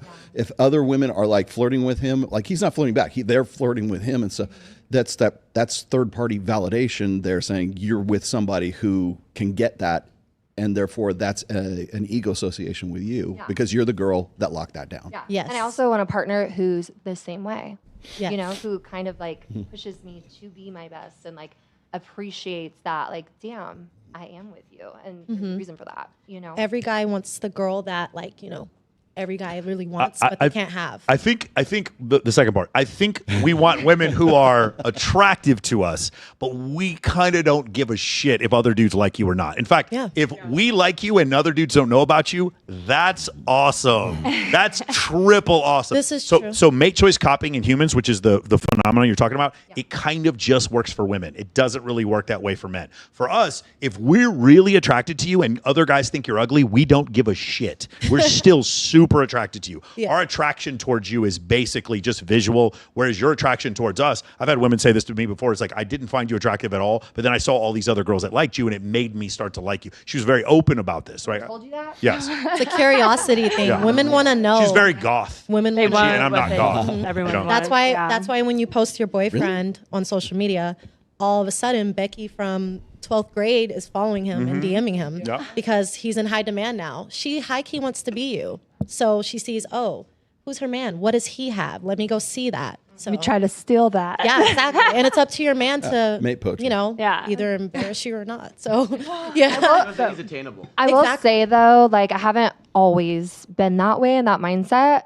Back to the jealous thing, you know, when I was younger, I feel like, you know, you grow this sense of like security and, you know, being better in a relationship with age, you know, like you become more secure in yourself, in your relationship, you start to have more logic and realize what matters and you don't fight about the stupid shit. So I think with age too, I think that helps you. I agree 100%. You know, And an experience. 100%. Yes. You know, you kind of grow out of that phase of where it's like, I don't want you talking and doing all this. It's like a controlling It's like you love the. You get older. You're like, Yes. instead of like, who is this bitch? You're like, how can we bring her home with us?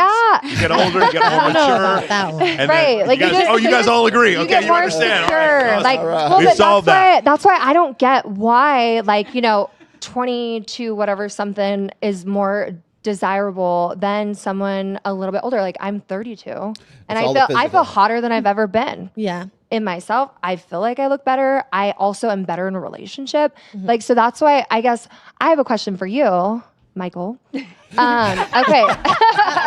Listen up. I'm just kidding.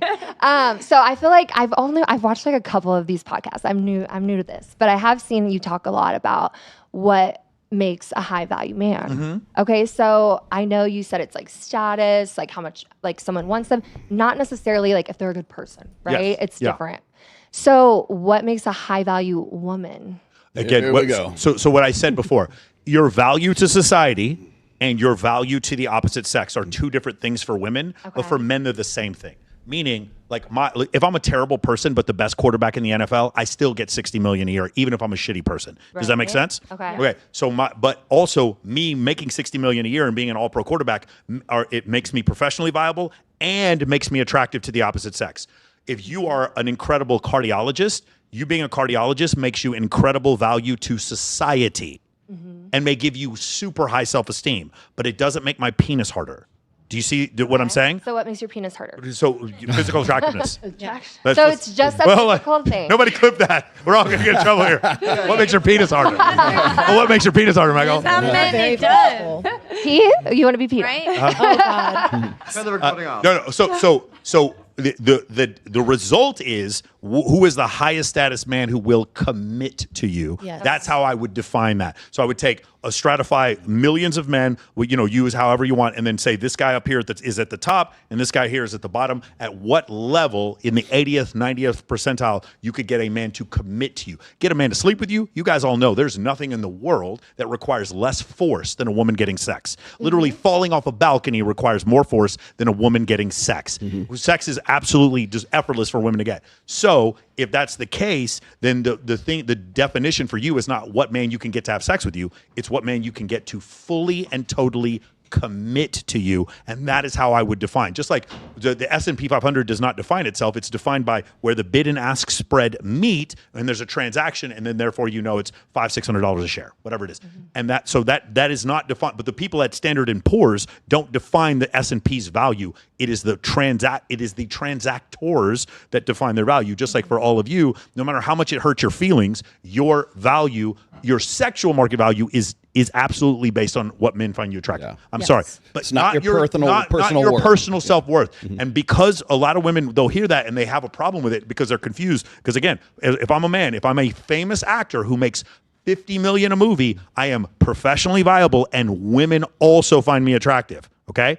But if I'm a famous female singer, if I'm like, or if I'm like Lizzo, okay, I'm a Grammy award-winning, high-selling singer, that doesn't make men more physically attracted to me. And so that's where there is a double standard. Make sense?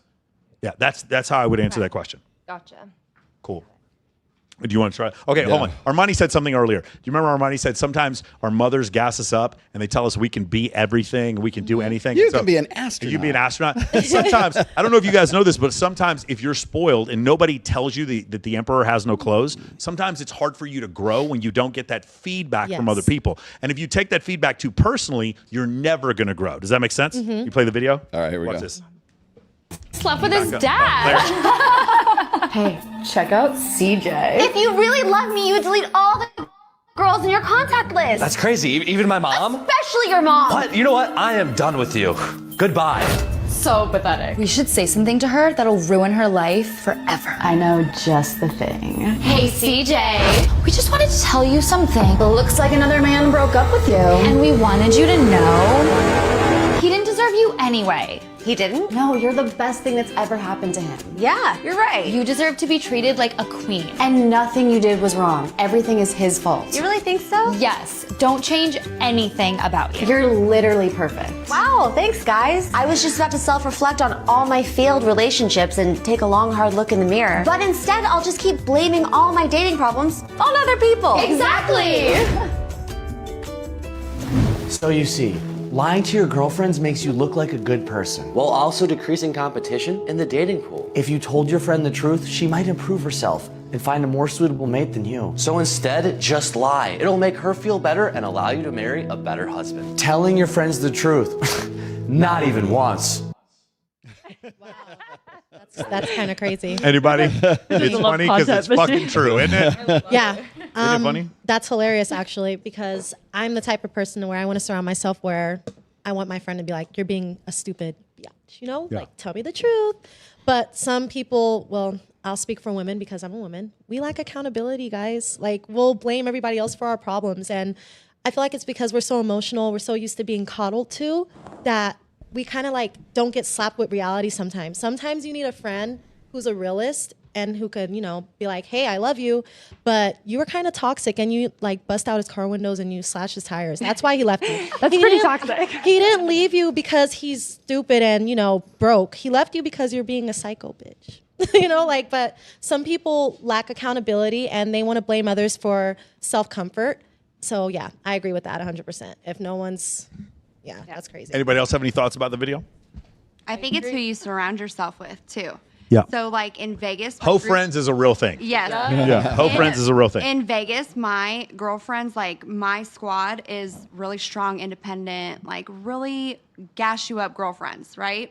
So if you're doing something wrong, they're like, damn girl, that was a little off the hinge. But if you're around more women that are like in regular society, I guess, or in the South, they're like, oh, that's the type of girl you're gonna get. Because they don't care. They're just content in their life. So it's totally different as far as like the friendships and the girls you surround yourself with. But if you're around like boss ass bitches, it's different because they're like, no, that's not okay. You know what I mean? Yeah, well, they're gonna call I you have met out. some boss ass bitches who would take zero accountability for anything they've ever done in a relationship. Were they really boss ass bitches? Well, yeah, maybe financially they were, but the problem is like one of the issues is like, hey, you didn't let your man lead. It's like, fuck that, I'm not gonna let him lead. I don't like. I've seen this before. Divorced couple, divorced mother keeps telling the daughter how inconsistent, incapable, incompetent the father is. And the daughter just takes that with her throughout life and then expects by default every man to be incompetent. So when the man's like, hey, we're going to the fair, follow my lead. It's like, where are we going? It's like, I know where we're going. I'm a man here. I know the direction we're going. I've had this before where I'll go to Excess, which basically is my second home. And I'll be on stage at Excess and I'll have the girl, she's following me. She's like, where are we going? And I'm like, we're in my home right now. Like, don't worry about it. I've got this handled. And I can tell, are you capable of respecting someone competent or are you not, because you have gotten used to every man in your life either being told that they're incompetent or you're actually experienced that they're incompetent. And so from that, I can tell really quick, it's like, hey, this is a little too much damage here. I can't fix you. This relationship is not going to work. And I can tell pretty quickly when it's like, if I do something wrong, for sure, criticize me. But if I'm not doing anything wrong and I'm not getting the respect I'm looking for, that just tells me there's some issues with you where you can't receive being in a relationship with somebody who's competent. Make sense? I feel like sometimes maybe we don't tell our friends everything that we said to them or everything that's Maybe we want to steal their boyfriend, so we tell them that they're not accountable. Then they break up, and then we just slide in there, right? Is that what you do? Is that what we do? I feel like sometimes girls be embarrassed to tell them, oh, this is what we're fighting about. Like, we tell them, like, we don't tell them exactly. Maybe, Tell them like, your side. Yeah, like, you tell them, like, what you think is going on, but you don't read the messages exactly how it's going on. I mean, me personally, I'm like an open book. I kind of tell my friends, I tell everybody too much, I feel like. I tell them everything that's going on, like my whole job, they know. I'm kind of like, they all, like I tell one person something, everybody knows what's going on. So, but like some girls, they don't tell everything that they're saying. So like they'll say, oh, I said this, but they didn't really say that, but they said something like it. So like their friends like, oh no, you're better than that. But like you're not really telling them the full story of what actually happened. So like it could be your fault, but you're telling your friend it's not your fault. So to them, it's like, okay, yeah, it's not your fault. So maybe, yeah, some girls are like that because they're not getting the full 100% story and like reading the messages. I have like maybe like 3 or 4 friends that I send the screenshots actually to. Like, I don't tell everybody everything, but I tell them like kind of what went on. But there's like my best friends I've known for years, like 5 years, 13 years. I tell them everything, and I send them screenshots of everything that go on, but not everybody. Got it. We've got to land the plane. Let's keep it going here. I understand. I understand. Did you have something you want to say? Missy?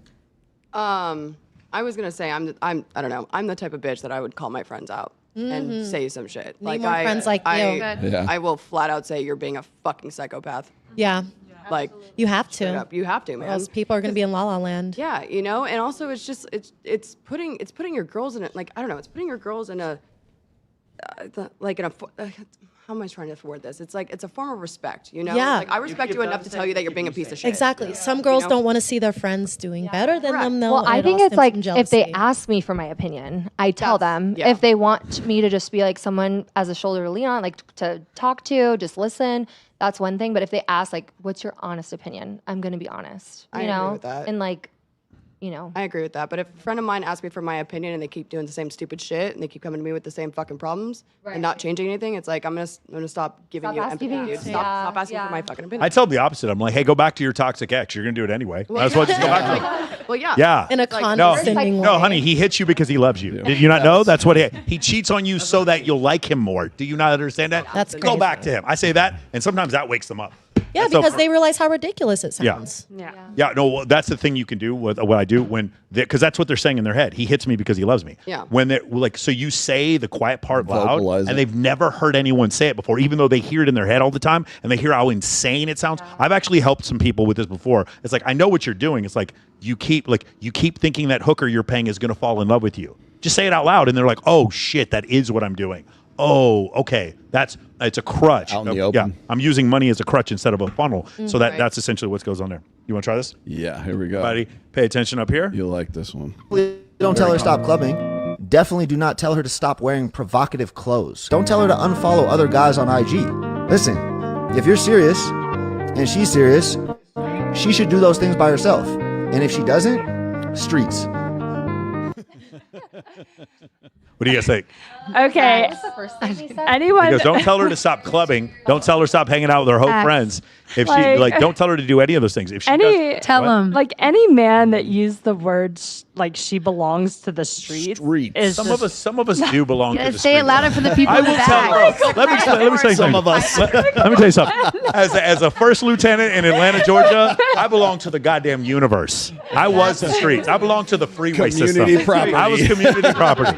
I didn't know, bro. So some of us are out in the. Some of us we went through a breakup and then we are outside. We are out in the streets. Okay, I don't think that's a bad thing to say, but But guys use it as a very like derogatory. Oh, you don't statement like the now. deli- Like you don't belong like the to the delivery. streets. Yeah. Hey, if it's It's only not a guys- derogatory Guys belong to term. the streets too, though. You Yeah, know, it goes exactly. both ways. It's how you we carry can yourself in still public. we can still like go out and have pizza together or go play putt-putt. Just because you belong to the streets, you can still come home with me and my girlfriend. Just because you belong to the streets doesn't mean we're not going to do anything with you. But I'm not gonna marry you if you belong to the streets. That's just Ratchet is ratchet.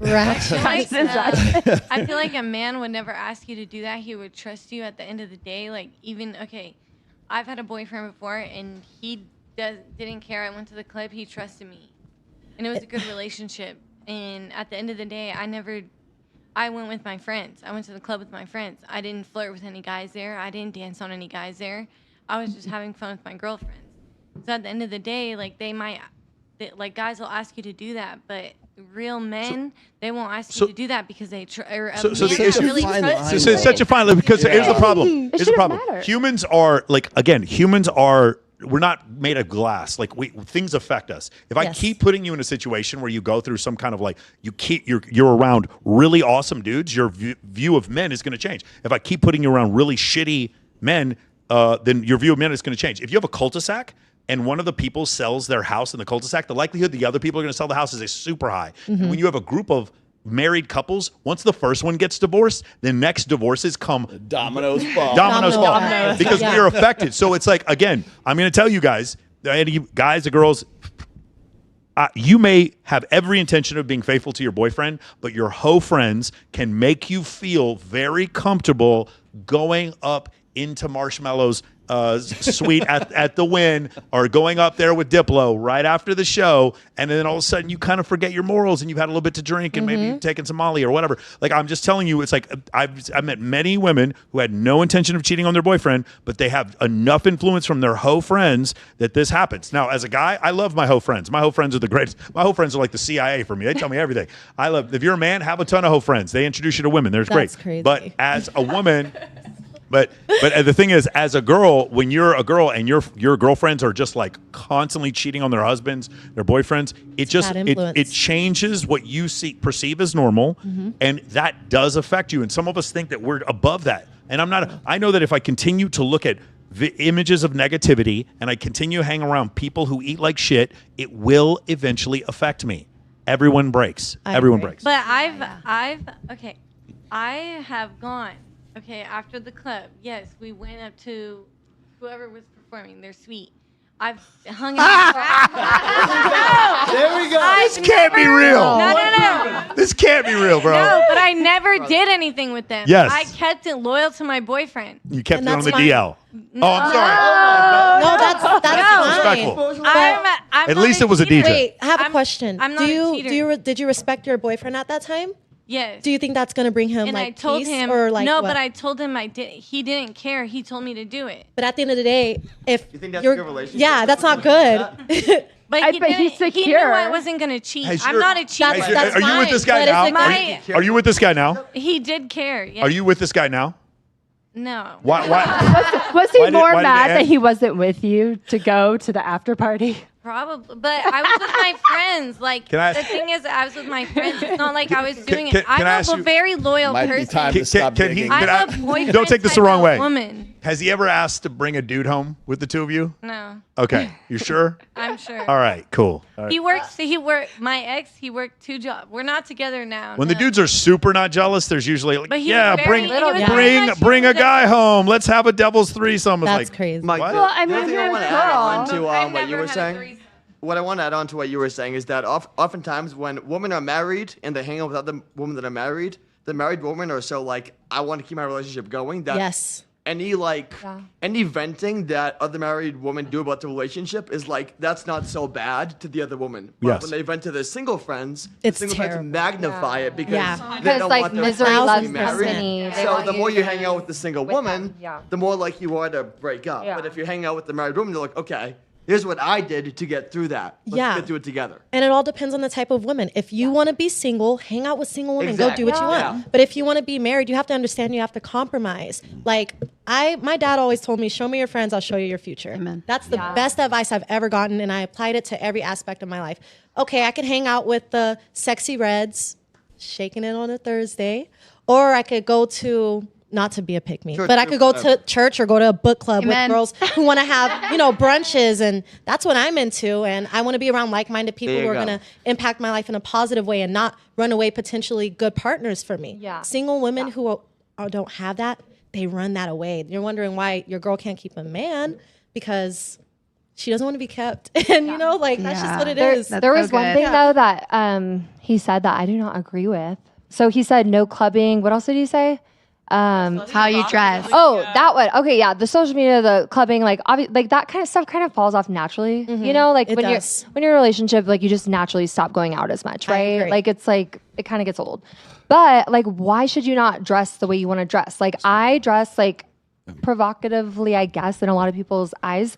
But it's what makes me feel good. It's not it's not to go get a man. So I don't get that at all. Like that is like a pet peeve of mine. Like, I- no girl. so I wanna jump off of this So if real quick. it's for what makes you feel good, does that mean that if I come over to your place at like 4 o'clock in the afternoon and you're vacuuming, you're going to be vacuuming in like lingerie and Maybe. like, You never know. Yeah. See, that's bullshit. See, that's bullshit, right? Depends on what the live stream asks for. Depends on what they tip for. What does the OF ask for? I am unique. No, but really though, I feel better when I go out. Like I feel more confident, and I feel like just like like you walk past the mirror and you're like, damn girl, you look good. You know what I mean? Like you feel better. The premise. I'm not saying comfortable. I'm saying confident. The premise of this video is women will do it if you are the guy that is like the best you could possibly get, like 100%. He's the total package, right?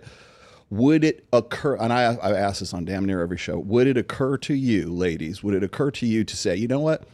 This guy is so fucking high value, so much what I want in my life. I don't want there to be any fucking confusion. I'm gonna go and delete my Instagram. I'm gonna dress, however I'm gonna dress, the way he likes, whatever. I'm gonna do things of my own volition that I wasn't asked to do by him because I want there to be no confusion that you are the one that I want. I'm a ride or die girl for you, right? Yes. Yeah. Would that- Respect. would that- If he's would just it trying to occur to communicate you it? naturally to do that? I love. Why would you need to dress a certain way? I want to jump off the topic of dressing a certain Not way the because this dress. is something that I've been contemplating right now, just in my current season of life. I mean, I'm 27. I have a 6-pack. Like I work out every single day at Love like that. 6 a.m. I do CrossFit.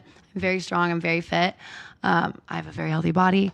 And modesty Funny how is CrossFitters something, always want to tell you. You that. know, I just Yeah, did that. okay. You know, Yeah. but I'm a vegan as well. So let you know that I have a Tesla. We have some and- $50 water here if you'd like Tesla, some. yeah. But modesty is something that I've been working on this past like 6 months of my life, and I definitely used to dress very promiscuous and sexy, and like I felt great, and I felt so womanly and great when I walked out. But God has definitely been pruning me and like working in my heart and my heart posture and really molding me into the woman that he desires me to be. And I've also been studying the book of Proverbs, which is the book of wisdom. Every single day I've been reading it, and God is just telling me daily and day out that I'm a fool and what I need to be delivered from. And I'm not saying there's anything wrong with the way that we dress. You are a woman and you are stunning and you have a great body. But I will say there is something so beautiful when you are also modest in the way that you carry yourself and articulate yourself and how you can deliver yourself to a man or a woman in a room. I mean, like, I'm still practicing it daily. Don't get me wrong, guys. Like, y'all can see me on the internet. no, right? it's But- like you don't I mean, need it's to still dress working. sexy. No, You but can I be think there are modest. so many shitty people that are maybe the most like I'm not good. Like don't get me wrong, I am actually religious, and I think that's an unpopular opinion. Like you can't be sexy, you can't do certain things, but like then that means that you're not religious and you don't believe in God or whatever. I think you can be both, but I know so many people that are shitty people, dress the most conservative, and they're just shit people. They're not nice. They're not good people. So for me, that is what's most important. If you fucking want to, like look sexy, and you're just the nicest person genuinely to everybody, that is more important than, wearing a turtleneck and fucking talking to Listen, But how you you understand guys why want to guys have a dress problem with is it. your decision. It's not going to affect your character at all. Like, if I you just- want to dress So sexy, dress sexy. here's what would be Go ahead, here's what Rollo. would be my concern. Okay, so again, it's do you care enough about your ideal guy to get inside his head? Because it might be modesty, it might not be. Like I would be the opposite. I would say I wouldn't want you to stop.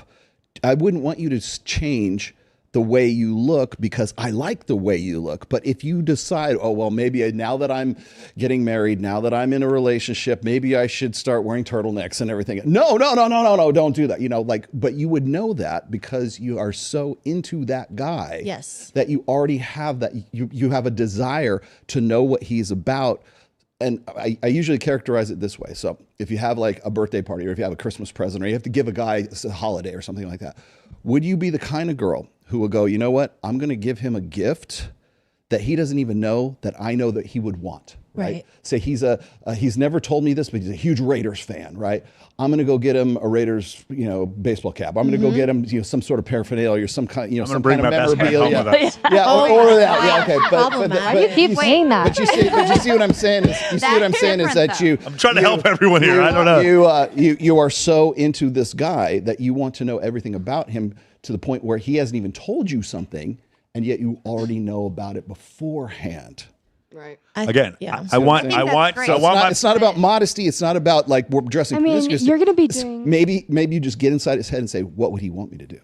No. Again, right? Again, I want you to dress provocatively so that we can pick up women together. Oh, God. Obviously. I think that if people minded their business and just did what they wanted to do, they'd attract the type of people who are okay with that. And that's fine.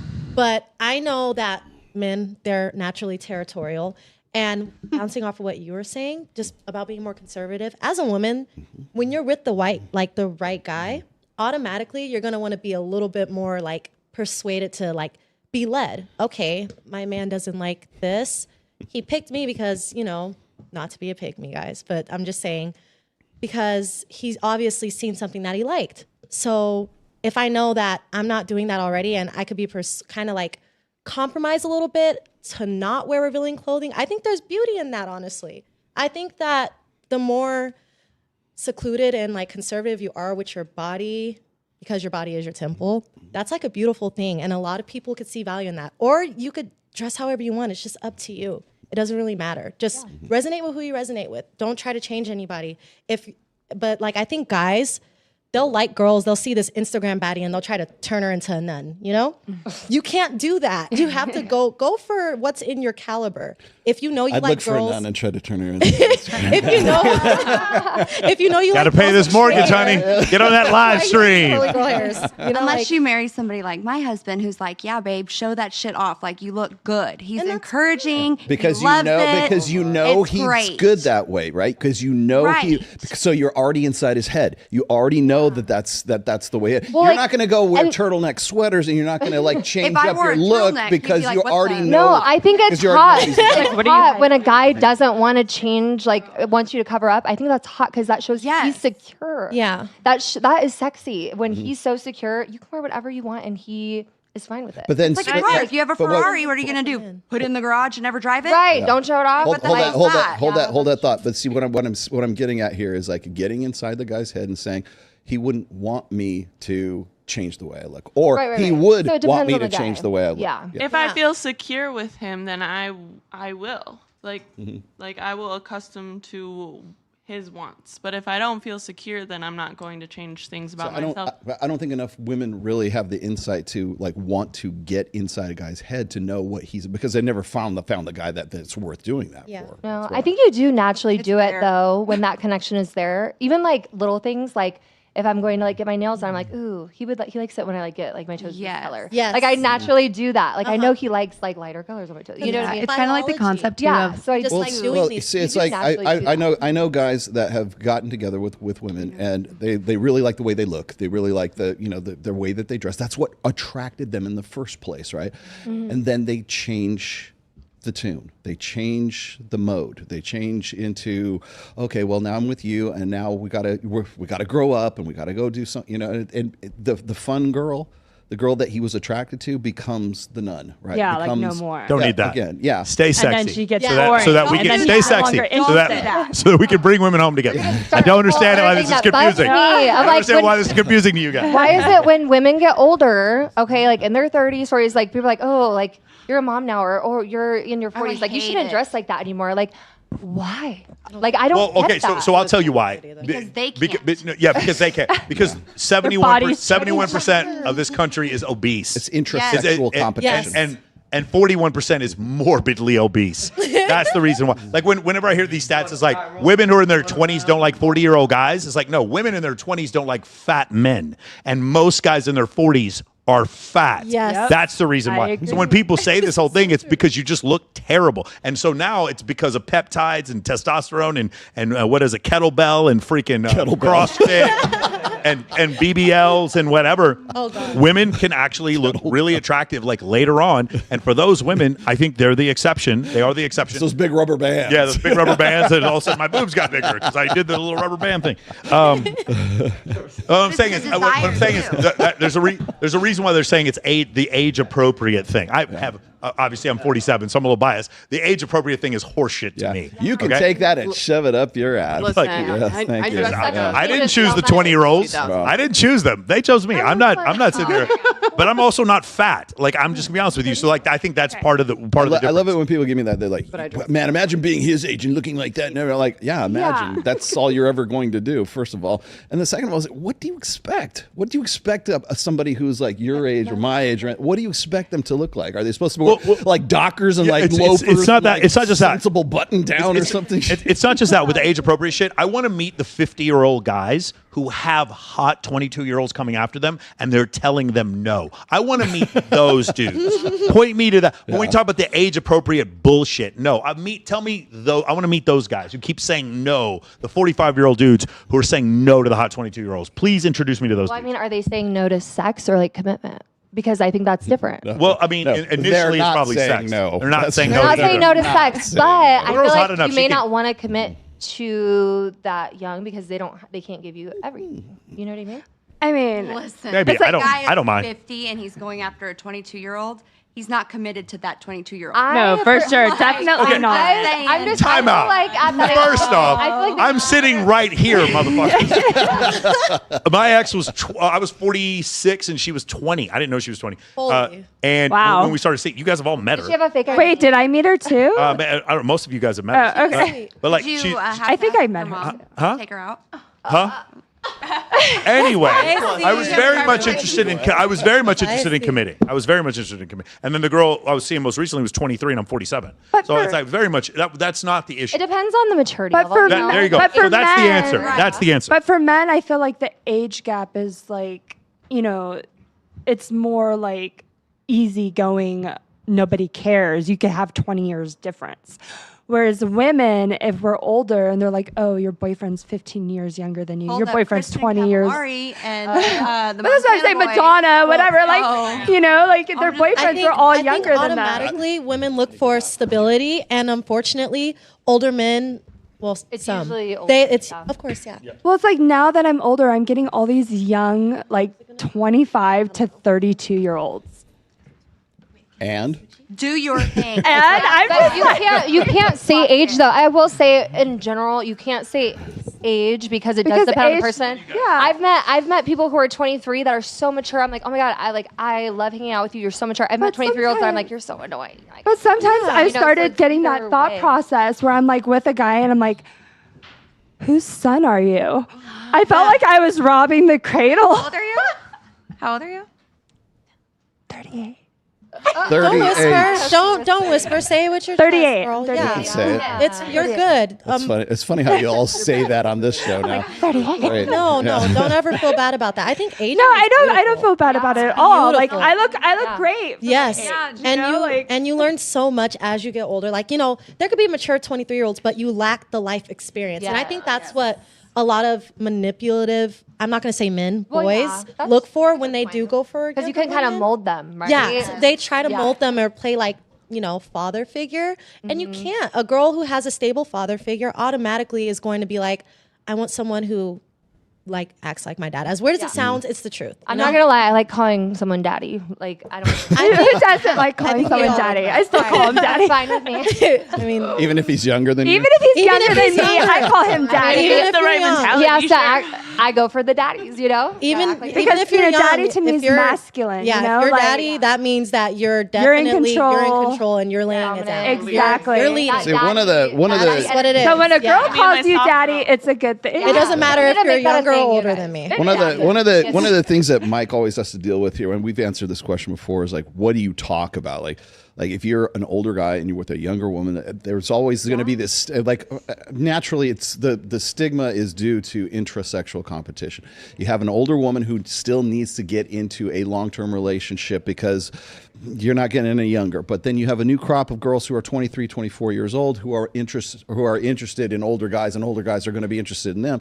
But the thing is the reason for that is because they're at different stages in their lives. Right now, I'm in my 50s. So if I was to say get with somebody who was like 25, like there's still a lot of stuff that you can talk about, and you can still have really good because you're like sharing your sort of your frame and your world with that person. SEC football. But the thing is like at some point you're going to go, well, I don't want kids anymore. I already have kids. I don't want to do any of this stuff anymore. So it kind of gets to the point where it's like, you're not going to go that much more forward with somebody who is that young because they're at a different stage in life. It's like for a fun time, not a long time. Yeah, exactly. It's just for now. It's I a also for now feel like thing. it comes down to like emotional maturity, financial goals, personal goals, and like business goals. Because like if there is a big age gap, I do believe there are like youngins that have a lot of, they're just mature.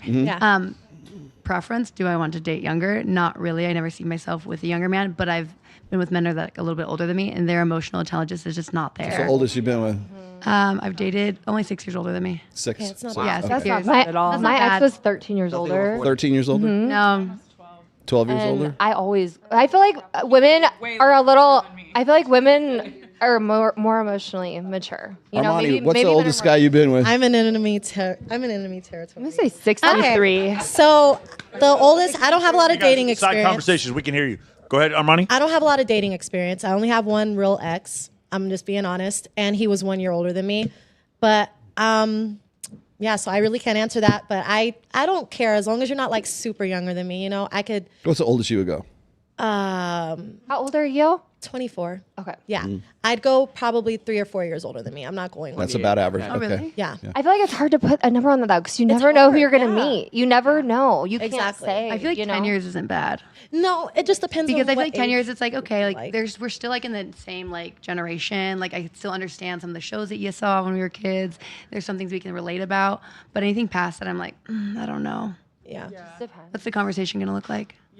You could have a manipulative younger boyfriend. What or is he older. gonna I look mean, like? well, to put his point, how old did you say you were, Mike? 47. 47. So if you take 10 47-year-olds, you're one of them. They're all going to look different. They're all going to act different. They're all like you act your age. You know, there could be someone who's 47, fit, works out. There could be someone who acts 60, you know, like, so it's like you can't say that until you meet. Okay, Missy's busted. the Go youngest ahead. you What guys are you would gonna date? say? No, I'm not. No. What's the oldest you? Say What's the it. oldest you would go or have gone?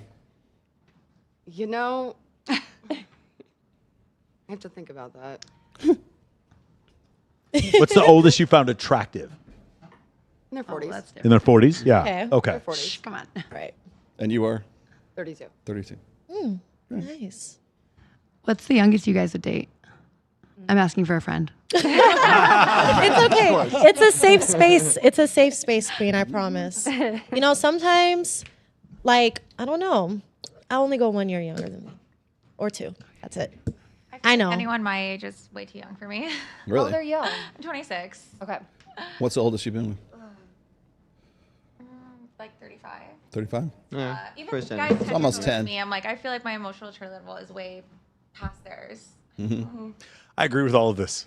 That's why I say what I say. I agree with all Well, the of reason I'm asking is because like I'm constantly listening to like Alex from Date Psych or like Mac and Murphy talk about, oh, women only want to go with guys who are like 3 years older than them. So all of you guys like they're 47 years old. You're dreaming, pal. No. You think you still have it.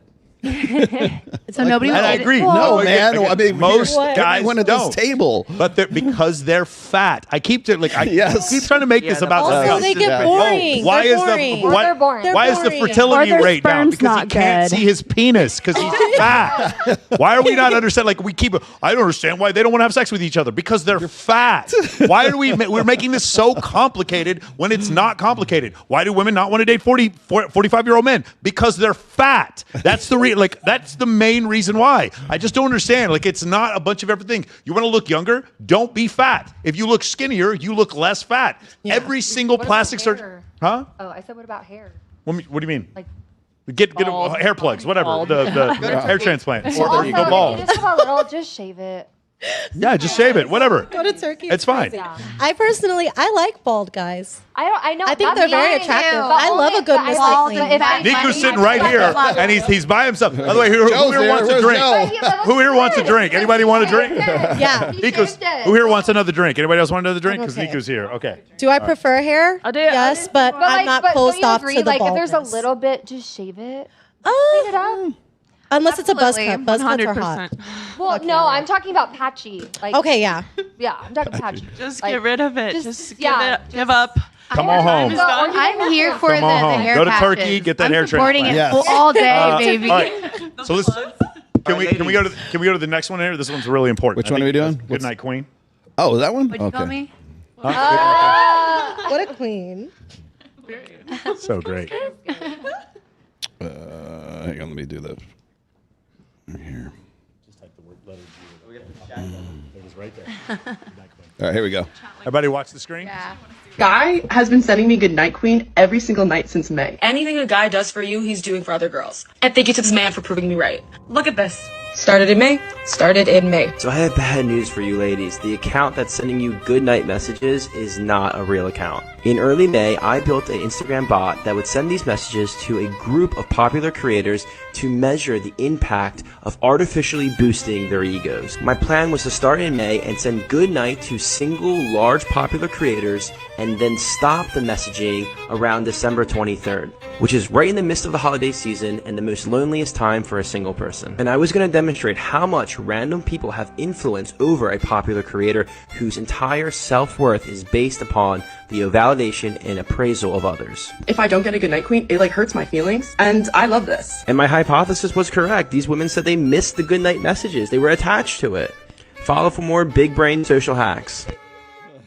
Shout out to Ethan Kaiser. He's going to come on our show here at some point. That is the guy who created Parallel Lives. Are you guys aware? Who here is aware of what Parallel Lives is?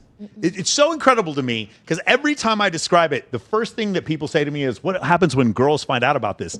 And they don't, because you guys don't check shit. That's why you guys keep dating Bitcoin millionaires, because you guys don't change. He's got a Netflix special coming out, and you guys keep dating these guys. He's a broke musician, whatever. So Parallel Lives, what it is I would go live on IG like I did before, except this is an app that makes it look like there's 70,000 people watching live. And depending on what I talk to, there's AI-generated comments. He's the one who created this. And women absolutely started cheating on their husbands because there'd be guys walking around the club and they'd have 70,000 people watching, and the girls would just turn into total sluts because of it. And several women would complain afterwards once they found out that he didn't really have 70,000 people watching, and tell their boyfriends, like, no, this didn't really happen. But it's one of these situations where he keeps on doing these social experiments. Now, and the one he just did right here, he got Goodnight Queen every night for hundreds of nights, and then it went away. And it showed how much these content creators really had a problem. And so much so that they posted about it on TikTok. And then he took the reaction from them and then actually made a video about it. How crazy is that? It's awesome. Honestly, I've actually seen somebody use this app in real life. Yes. The day that I saw it on Instagram, and I thought it was hilarious. And then I went to a date club here in Vegas, and some guy tried to use it on me, and I was like, "There's no fucking way this is happening right now." The jig is up. It doesn't matter how many people I tell. It really doesn't. I've talked about Parallel Lives so many times, and women constantly still fall for it because they want attention.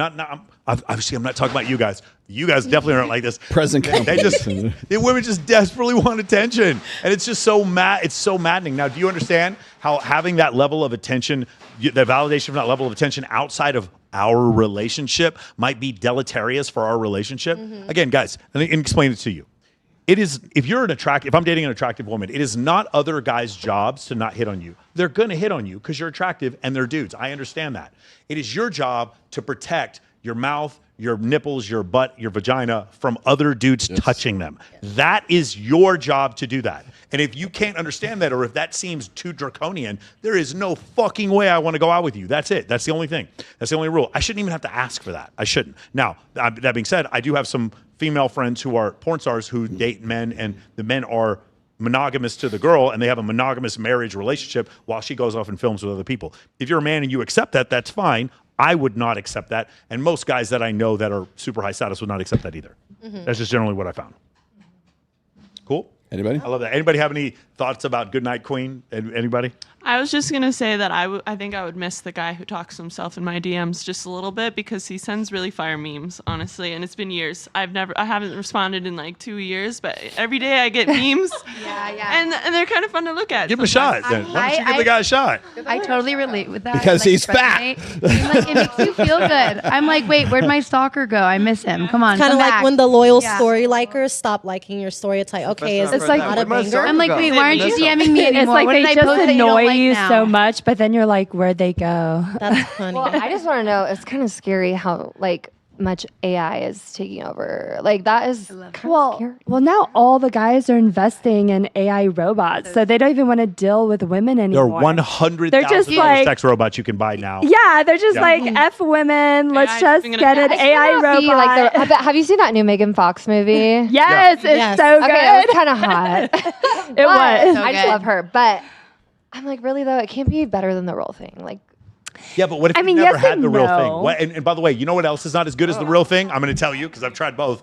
Pornography is not as good as actually having sex. Actually, having sex is a lot better, but there are still millions of men addicted to pornography. And I think a sex robot is probably a few steps better than that. Yeah. So I have a different hypothesis for you, which is your grandchildren, their first sexual experiences are going to be with a robot, and they're never going to want to try women. I believe They're never going to want to try women because women are going to be like, you're too short. Ew, you don't make enough money. I need $500,000 for a wedding ring. Or I don't want, you better have Dubai money if you want to mess with me. Fuck this. I'm going to go fuck my robot instead of dealing with you. That's what's gonna happen. Imagine your my AI generation, robot, yeah. no, we're not going to do that. My kids, I'm going to fucking, I will belittle my kids if they try to do that. But their kids, you just never know. You don't know what's going to be. Can you imagine? Okay, it's 2025, 1925, right? We're before the Great Depression, right? We're in the Roaring 20s, and you go tell some farmer, it's like, yeah, women in 2025 have breast implants. They actually put silicone in their boobs. The people in 1925 be like, what the fuck are you talking about? Yep. What's That's silicone? crazy. Nobody would ever.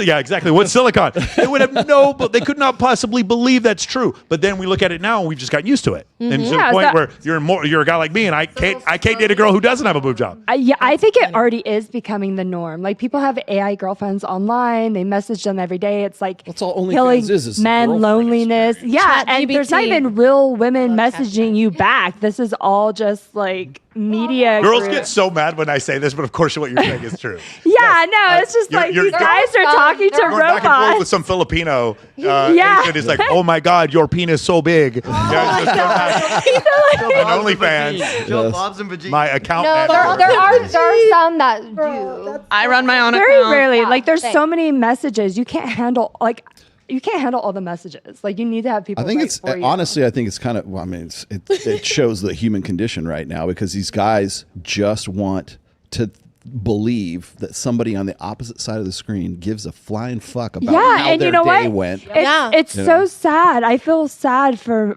men nowadays We're because commodifying it's that just- experience. it's just a lot for men to go through. Well, the financially, reason I'm saying that- emotionally, they can't like express their emotions. Well, they are. They're They are, paying but for it's- it More too. people gamble Like and they they pay pay right for there it. more money than they spend on OnlyFans, and they lose it all. It's Yeah. pretty. At It's least pretty. they have It's something for it. getting pretty close. $6.6 billion in OnlyFans, and I don't know what the U.S. gambling debt is for the whole year, but it might not be that much. I don't know. It's getting pretty close. Yeah.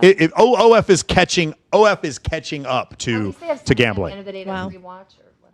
I mean, some men aren't getting the attention or respect that they need or want at home. So that's why a lot of men resort to, okay, if I'm not going to get it from here, then this girl at Sapphire is going to make me feel like I'm $1 million.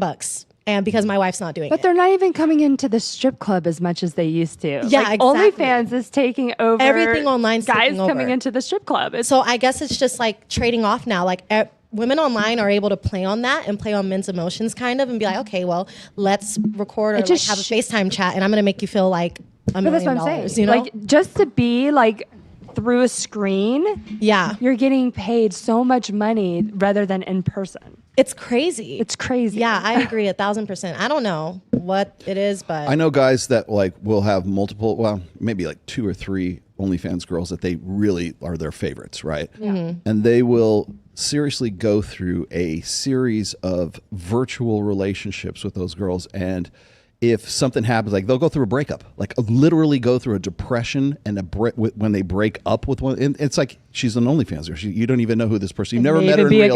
Never, yeah, really. You never met this person in real life, but they go through that, and then what happens is then they get all pissed off and get pissy, and then kind of go, get introspective and everything, and then they go find another OnlyFans girl, or they go to one of their other alternates, or they come back, and they literally have like these virtual vicarious relationships with a person they've never touched, they've never kissed, they've never seen And this is in not real healthy. life. But obviously this is they're not getting healthy. something from But they'll go through they'll go through the same process.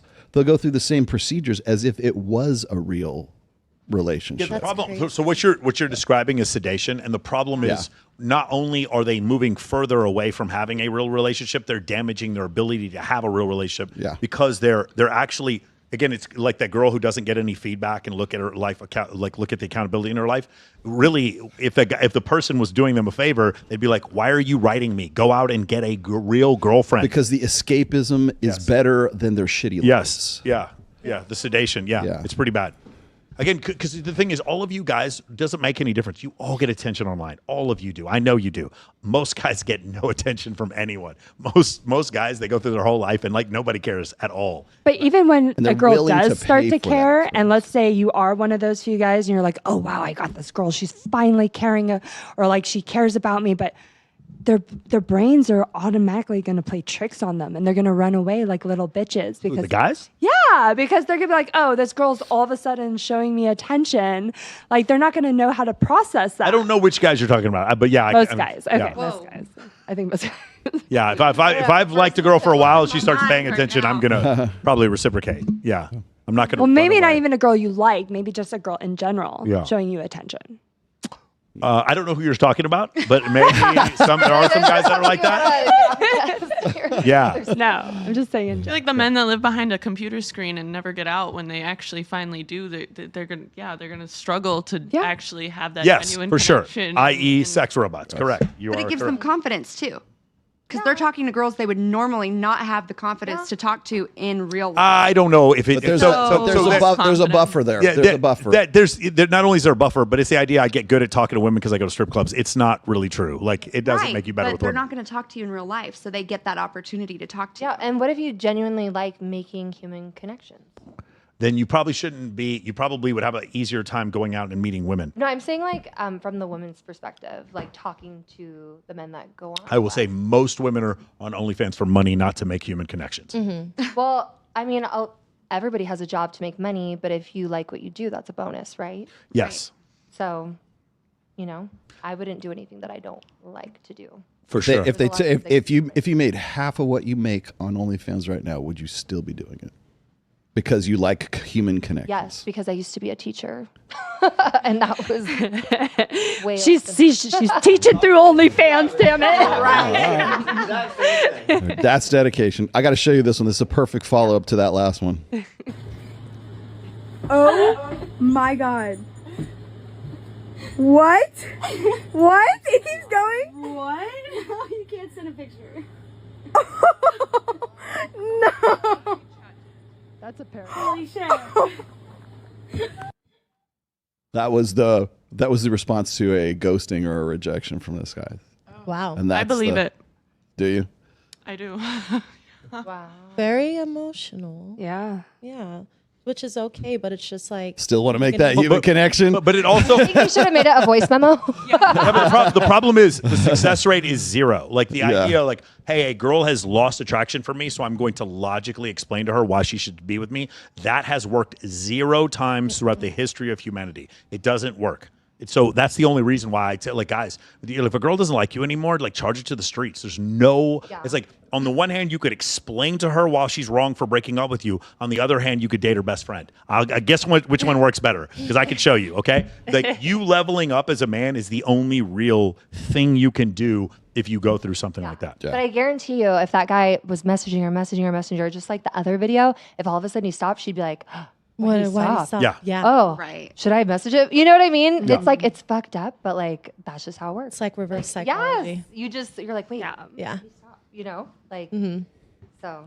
I didn't know if you guys know this, but men are lonely here too. Look at this. Let's watch this To video. mention that we don't have a loneliness epidemic, we have a loser epidemic. Absolutely. Y'all who are waking up, these men who are waking up in the morning with their mouth taped shut, should keep that there.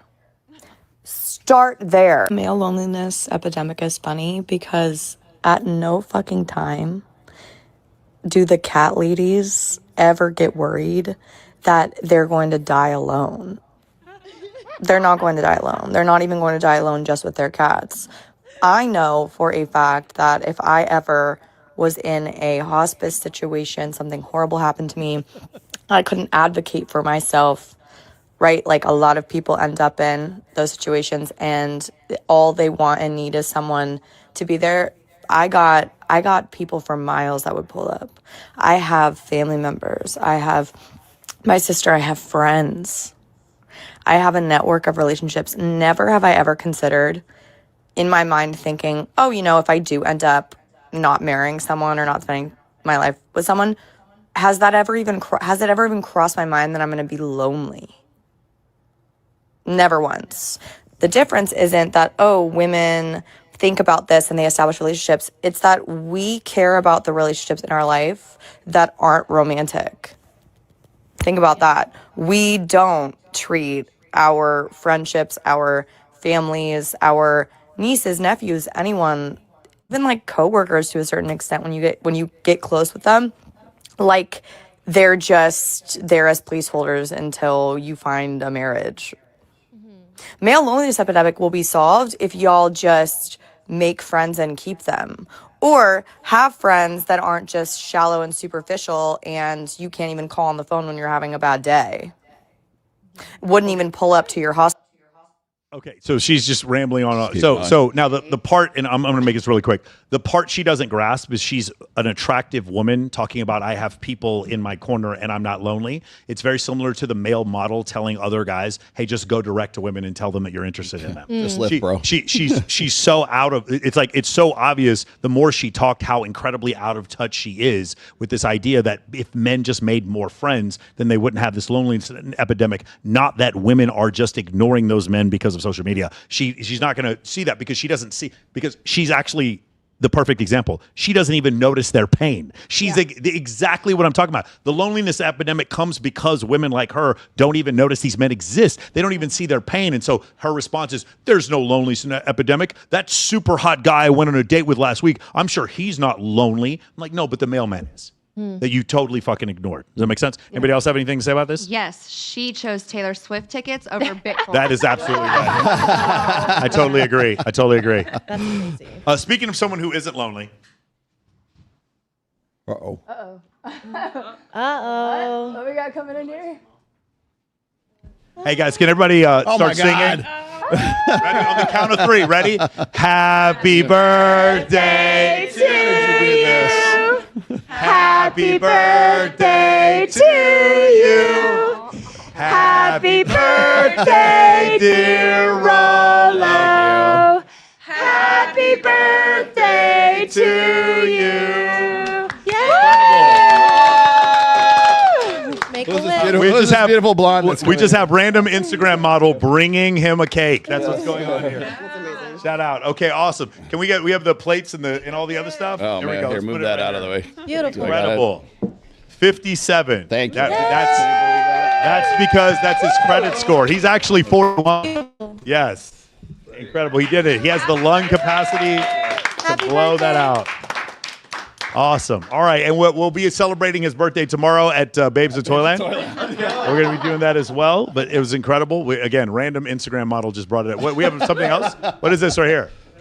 It's another cake. Put that in How there. many cakes do I get? Holy Nico, shit. cut him up. Cut Cut him up. Let's go. I'm taking. Listen. I want some cake. I want that. I want that one right there. I like that. I don't want to eat too much because we're going to Peppermill after this. Yeah. So yeah, that's awesome, man.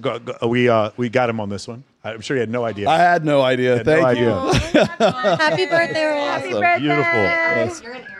Yes, that would make me an Aries. Wow. Thank you. My daughter. Yeah, here, let me pull these out. What are you? Yeah, and they're fiery. Oh my god. What are you? Got it. I'm a Pisces. Spicy Pisces. Cute. You're Pisces? Oh, wow. Hi, Day. Very emotional.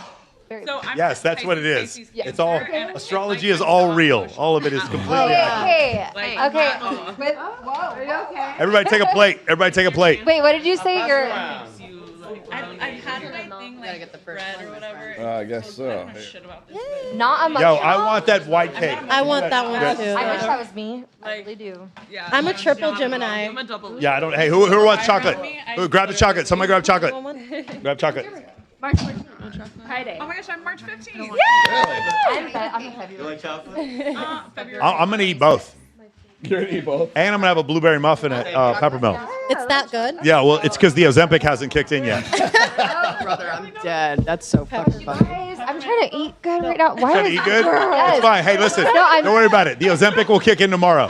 It's fine. Really? No, that eats your muscle. The great way to think about it is that you can take more tomorrow. That eats your muscle. Don't take that. No. You know what eats your muscle? Not eating protein. It's No, not the Ozempic. I eat so much protein. Right. What I'm saying is if you take Ozempic and eat protein, you won't lose muscle. Yeah, but I think what happens is people take it and then they don't want anything. So they don't. It doesn't sound good. It sounds like they would make them nauseous. You know? You know what? There's so much protein in this cake. Yeah. Oh my God. The Ozempic, the winner. Oh. You want to share? I love sheet cake. Can you guys taste the semaglutide in the cake? Yeah. I mean, if I'm gonna eat, I prefer vanilla. But... That cake is filled with Anabar. Oh my gosh. Well, seriously though, I decided. I think I told you at Babes in Toyland. I decided to do a fitness show. It's not till August, but like I swear to God, I keep traveling now, and all these things come up where I like would normally not have like opportunities to eat like shit, and it keeps happening. It's hard. I keep telling them I'm not going to cheat anymore on my diet. Anabar and Ozempic, you'll be ripped. You'll win the whole Ew, thing. I don't want to be like manly ripped. No, I'm doing like the Don't worry about it. We have girly this, one. this The girl, societal the bikini. problem. Of getting too fit. Pilates princess. That's what you want to get. Pilates princess. Yes. Yeah. Me too. This chocolate cake Strong, is like, so cardio good. is so sexy. It is pretty good. It's good. Social Circle. See it, guys? Right here? MOAmentoring.com. Social Circle. Dab it up. Dab it up, motherfuckers. Yeah. That's what I'm saying. That's what I'm saying. Okay, let me ask you a question. This has to do with my business. I'm curious. Can I get another piece of that white cake? What? Is that butter cake? Yeah, the white cake. Give me another piece.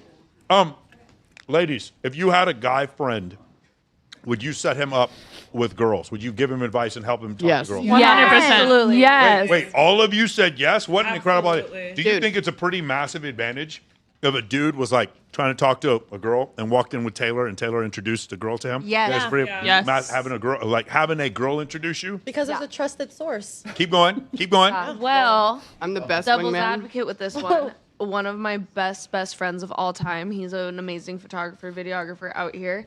And not to spill his business, but he had several relationships or dating moments end last year, all because they couldn't handle him being friends with such attractive females. I mean, granted, these were obviously very insecure women then to some degree, but we would even sit down with these girls and meet them and be like, there's no issue. Like, there has never been an if and or but or consideration. Like, he is genuinely like. So gonna have you're like a telling brother me or whatever. that a man can just be friends with women and that actually generates jealousy and attraction from other women? Yes. MOAmentoring.com. MOAmentoring.com. Men aren't going to be friends with women they're not attracted to.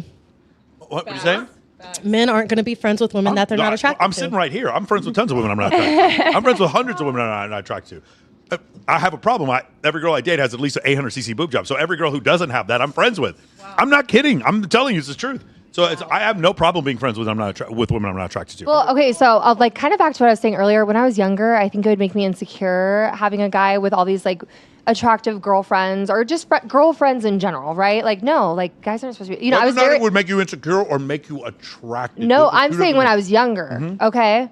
But maybe somewhat attractive. But now I think it's a good thing because I'm like, oh, they're good with women, right? Like they're good at talking to them. They understand women, so they're gonna understand me in our relationship. I So I agree. look at things different. And it's built-in friends Okay, too. You there's get another built-in thing. girlfriends. There's another thing. As a man, you can be friends with women. It doesn't mean you need to be more woman-like. You know what I talk about with my female friends, Sarah? I talk about college football. I talk about sports. I talk about rescuing animals. And I go to the gym with them. Mm-hmm. Just because they're female and I'm friends with females, I'm not going to start doing my nails. I'm going to play Call of Duty. You know, we can hook up and talk about something else. But that's the thing. When guys, if you have a bunch of female friends who are down for you in social situations, you're going to meet 10 times as many women. Mm-hmm. People have a hard time with this because then you'd have to admit that you're friends with girls. And there's so many people in this space who hate that idea of being friends with women. But that's the reason why me and my clients do 10 times better than any other dating company in the world. Let me say that again. My clients and I do 10 times better than any other dating company in the world because we were far and away the first people saying, dude should have a ton of female friends. Yeah. Nobody was saying it before me because I got videos in 2008 of me saying it. And so because of that, then now all of a sudden you see all these other people. I heard fucking Sadia Khan talking about guys having friends. And I like the guy, but I heard Coach Kyle talking about guys. have female friends, and that one dude, he goes, you need to have more hoe friends. You guys remember that one clip? Yeah. Now all of a sudden everybody's jumping on the bandwagon, but it's just something I've been saying for 16 years. Cool. You want to try another? Well, I don't know. I got to get to it first. I think actually having a lot of female friends makes you better in a relationship. Because you hear probably things from them in their relationships, and you're like, oh, girls don't like that. Oh, Some. you know, like some. Yeah. Some. Because there No, are I'll tell you what, it friends makes that you better in a attach. relationship. Like, yeah. If a guy has a buff, the butt ugly fat friend thing, he's a walking red flag because that bitch actually wants to be with him and she can't be with him, so then she sabotages your relationship. So That shit happens. Okay. So I think it does make relationships better, Yes, but not for it the reason happens. you're saying. It makes it better because she sees all the other girls around and is super horny for him, and that's what helps relationships. She's all like, I'm going to keep my man, and becomes very sexually stimulated by him because other women are around, and she sees them. Maybe a little bit of dread, maybe not completely a threat, but a little bit of dread. And now she's throwing herself at him, and the more she wants sex with him, the better the relationship is. Because I'm going to say this, and you guys might disagree, but in a relationship, because you guys get so much attention on social media, you need to be a little bit more into your man than he is into you. Because if he's more into you than you are into him, and you've got Chris Brown and Tyga in your fucking DMs, it makes it hard. You have 2 leverage points. So it's important that she's just a little bit more into him than the other way around. Like sexually?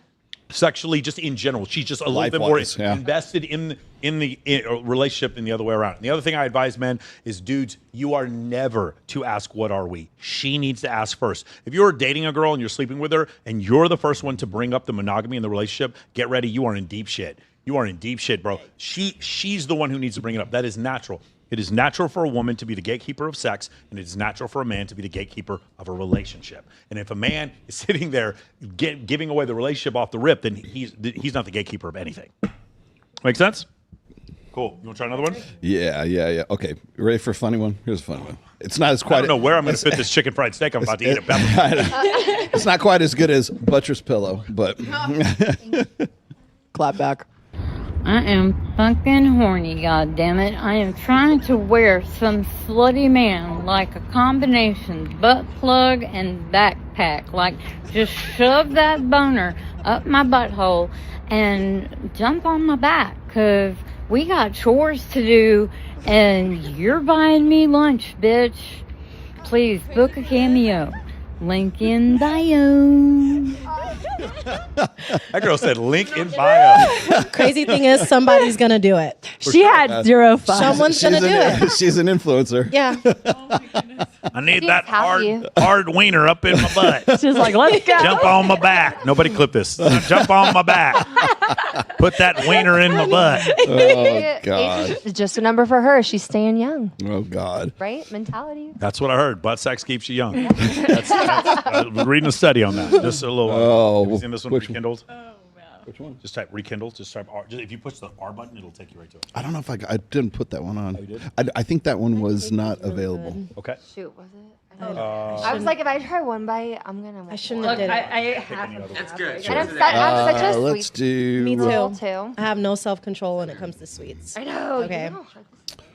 Oh, here we It's go. okay. How about this But I one? I literally don't know if we got to this one last The week. terrible That's ironies what of he dating said. as a man is that one of the most attractive things that you can have, one of the most attractive traits you can have, is already having a girlfriend. Numerous studies with various methodologies all converge on the idea that if you're walking around and you're holding hands with a woman already, if you're already with a woman, that will make you more attractive to other women. And a lot of people know about this phenomenon, but they kind of dumb it down, right? They talk about it in a competitive landscape, like, oh, she's naturally competitive and she wants her spot or whatever. And it's really not like that. It's more of an informational problem. If you're looking for mates, right? If you're trying to find out who to partner with, usually all you can see is physical attractiveness. But if you see that they already have someone, right? Someone else already loves them, then they've already done the informational deadlift of sussing out their personality, their resource procuring abilities, all the various things that go into mate choice have already been cleared by another person. They've already been co-signed as a potential partner by another woman. It makes sense that men with partners are perceived as more attractive. Because if you're choosing between two people of equal physical attractiveness, then the one who already has a partner is the one you have more positive information about. Shout out to Mackin, because I'm stealing that. The informational deadlift. It's true. Yeah. So when I see a woman that I find physically attractive, I have all the information I need. Now, long term, she may turn out to have borderline personality disorder, or be nuts, or have terrible credit, or like try to sleep with my friends. But in the short term, the information I need to have sex with her, I get immediately. I have what's called perfect information. Okay. Some of these surgeries are making that information imperfect for some guys, but for the most part, we have perfect information. Okay. For women, you guys have imperfect information. He may look the way you want, but he may be terrible in bed, a stalker, physically violent, micro penis, incredibly poor. Like, you don't know these things. You have imperfect information. But when he's dating a girl who's very attractive, or you see that his ex was very attractive, then your information becomes more perfect. Not quite perfect, but more perfect, which is the reason why pre-selection works so well for men. Doesn't really do quite the same thing for women, but it works so well. Or the term is mate choice copying in humans. That's the reason why that works. Pre-qualified. Yes, pre-qualified. You guys have have you guys ever seen a guy who other women chose and you thought he was more attractive? I actually went through a breakup with a guy who told me that he cheated on me more specifically because he got hotter bitches' attention from dating you. Yeah. That's incredible. And he thought it was actually going to boost my confidence. Oh my God. Really fucked up. What kind of villain are you guys running into? That's evil. That's so mean. What the hell? Yeah, women generally, I've heard that the number about like 3 points or 30% more attractive men who are taken than men who are single. Yeah. Yeah. Anybody else? You want what you can't have. Because it's like, yeah, and not just that, women see value in you now. Yeah. Ooh, especially if you're an attractive woman and you're like, that's why you see like the ugly guy with the hot girlfriend, he has value. He's doing something right. All of a sudden, all these hot girls want to go after this man. You want to be getting them. I used to put it to the test every time. I would take my like nerdy guy friends out and they're like, oh, I'm not going to meet anyone. I go, sweetheart, you're with me.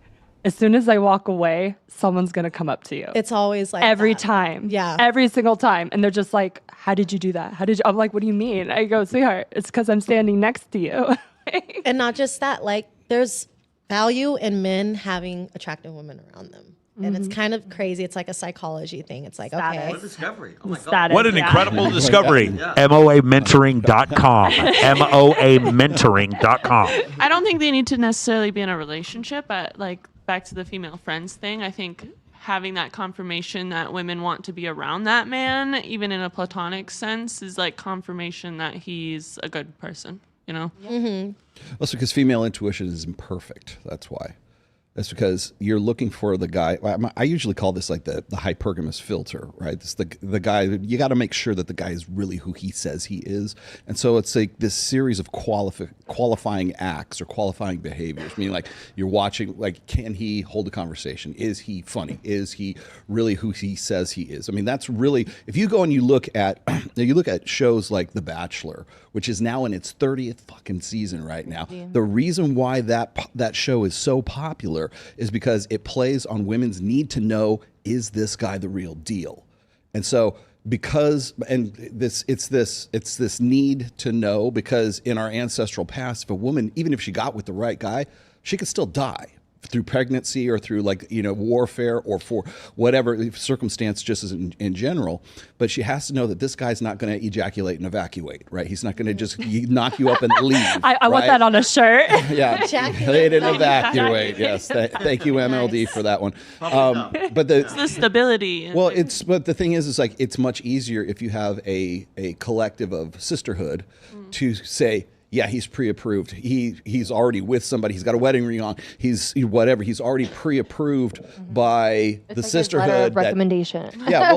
Because it does the heavy lifting. Like I said, it's not just you trying to figure it out on your own. It's like I keep telling guys in the Reignite program that you're not just dating the girl, or you're not just trying to qualify for the girl. If you go in, like today, it's all about Instagram, right?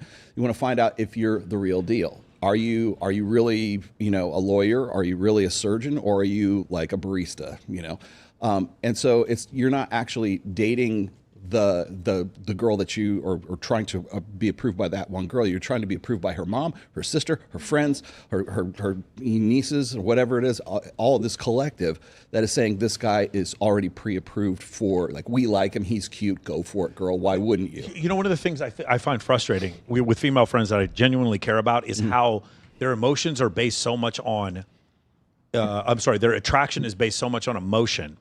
And then I'm just like, I'll show them, hey, why don't you go on ChatGPT and just like look up whether or not any of the shit he says is true. I remember I was talking to this one girl. She was a stripper at the Rhino. She goes, yeah, I was dancing for the guy the other day. He's the president of Bitcoin. And I was like, brother. What? What? I mean, did you just hear this shit? And it's just That's funny. Jake's the president of it. Yeah. It's just like, especially dude with like Perplexity, ChatGPT, Grok, you can just like do deep research on anybody and just tell whether or not you're dealing with a dude who's a phony. And I'm just like, it's frustrating for me, you know, growing up and working in nightlife a lot, seeing dudes who were phonies just run away with the hot girl. The way that I was just like, why don't girls do a little bit more checking? They really think this guy's a Bitcoin entrepreneur or a Forex? Like, no, it's like, no, this guy's broke. I don't understand how you don't fucking see that. That Lambo's rented, but they don't see it because they don't do any kind of research because it's always their feelings. Like, I don't know. We just had a connection. I'm like, well, it's like having connection with the rich dudes. I don't understand. It's like that poster. I want to believe. You know? I want to believe. Exactly. Yeah. But I think it's like the reason why is because we live in a time right now where it's never been easier to fake the cues of high value.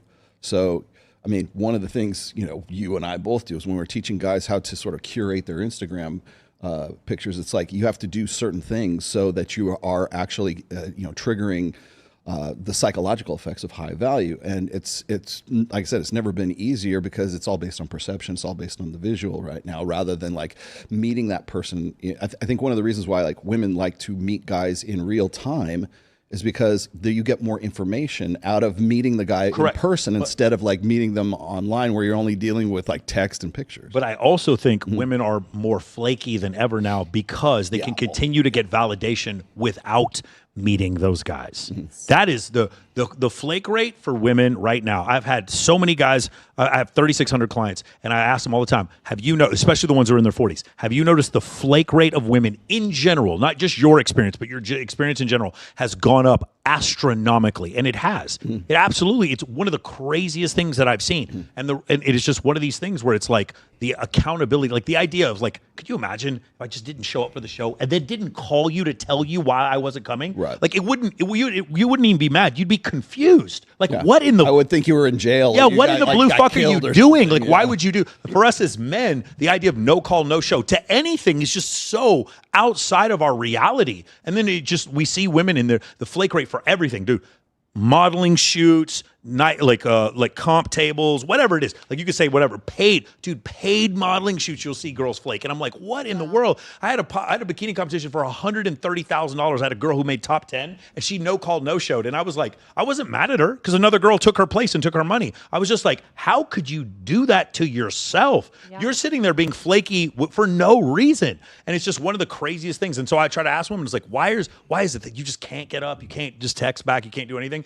And I think what's happened is they just take the attention they get so much for granted because they get so much attention from men and they just think it's going to be there forever. And then all of a sudden, good night, queen. And then that's gone. Yeah. And then all of a sudden they notice it. But the other thing I've seen is, and this is really important, this is the reason why long distance, he's the first person I read this about, and it's absolutely true. Long distance relationships do not work. And the reason why they don't work is because as a man, I get my validation from intimacy from a woman. And more importantly, her desire to want to be intimate with me. So it has to do with physical touch. I can't do that long distance, but she can get her not always, but she can get her validation from my attention. I can still give you my attention over FaceTime, but I can't get your intimacy over FaceTime. So in a long distance relationship, she's getting all this validation, he's getting none. And then I've also seen, I mean, I live in Vegas. Like guys, I'm not telling you this because I was the one getting cheating on. I'm telling you this because I'm the one on stage with Diplo and Marshmallow watching who goes up into the room. Like I'm the one watching this. I've seen girls who I know to be good girls, but it's just their hoe friends taking Molly up in the right hotel room, and then just shit happens. And that's the way it works. Yeah. Right. I think one of the life. I think there's like. Speaking of which, we should try that one. Rekindle with my boyfriend. I think we are. No, we have another one. Do I have another? Well, let me get this. Oh one wait, we couldn't. Yeah, we couldn't do that one. I got. Yeah. Let me do this One one. of the reasons I say that I have been very single is because I just have very high standards, like I do for myself. Why you should date me is, if you don't, I have a series of explosives in all of your loved ones' homes, so if I get eliminated, so do they. Incredible that you've made it so far. A lot of people are saying that. It's starting to hurt, but yeah. Look, I think you have a great sense of humor. You've been making my sister laugh. Okay. But now it's time to get serious. Do you think you can do that? No. we're gonna have to try. Then I will. Right now I'm picturing hugging her and I'm salivating a little bit in the best way. But you would keep things slow and respectful. Depends who you ask. And it was not an easy decision. I had two polar opposites. One very wholesome, very genuine man, really looking for something to settle down. The other, very funny, potentially crazy. At the end of the day, I'm always attracted to danger, so I am eliminating number 4.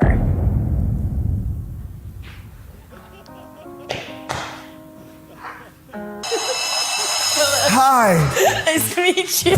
I dreamed of you last night being warm. Oh, did and you you? are.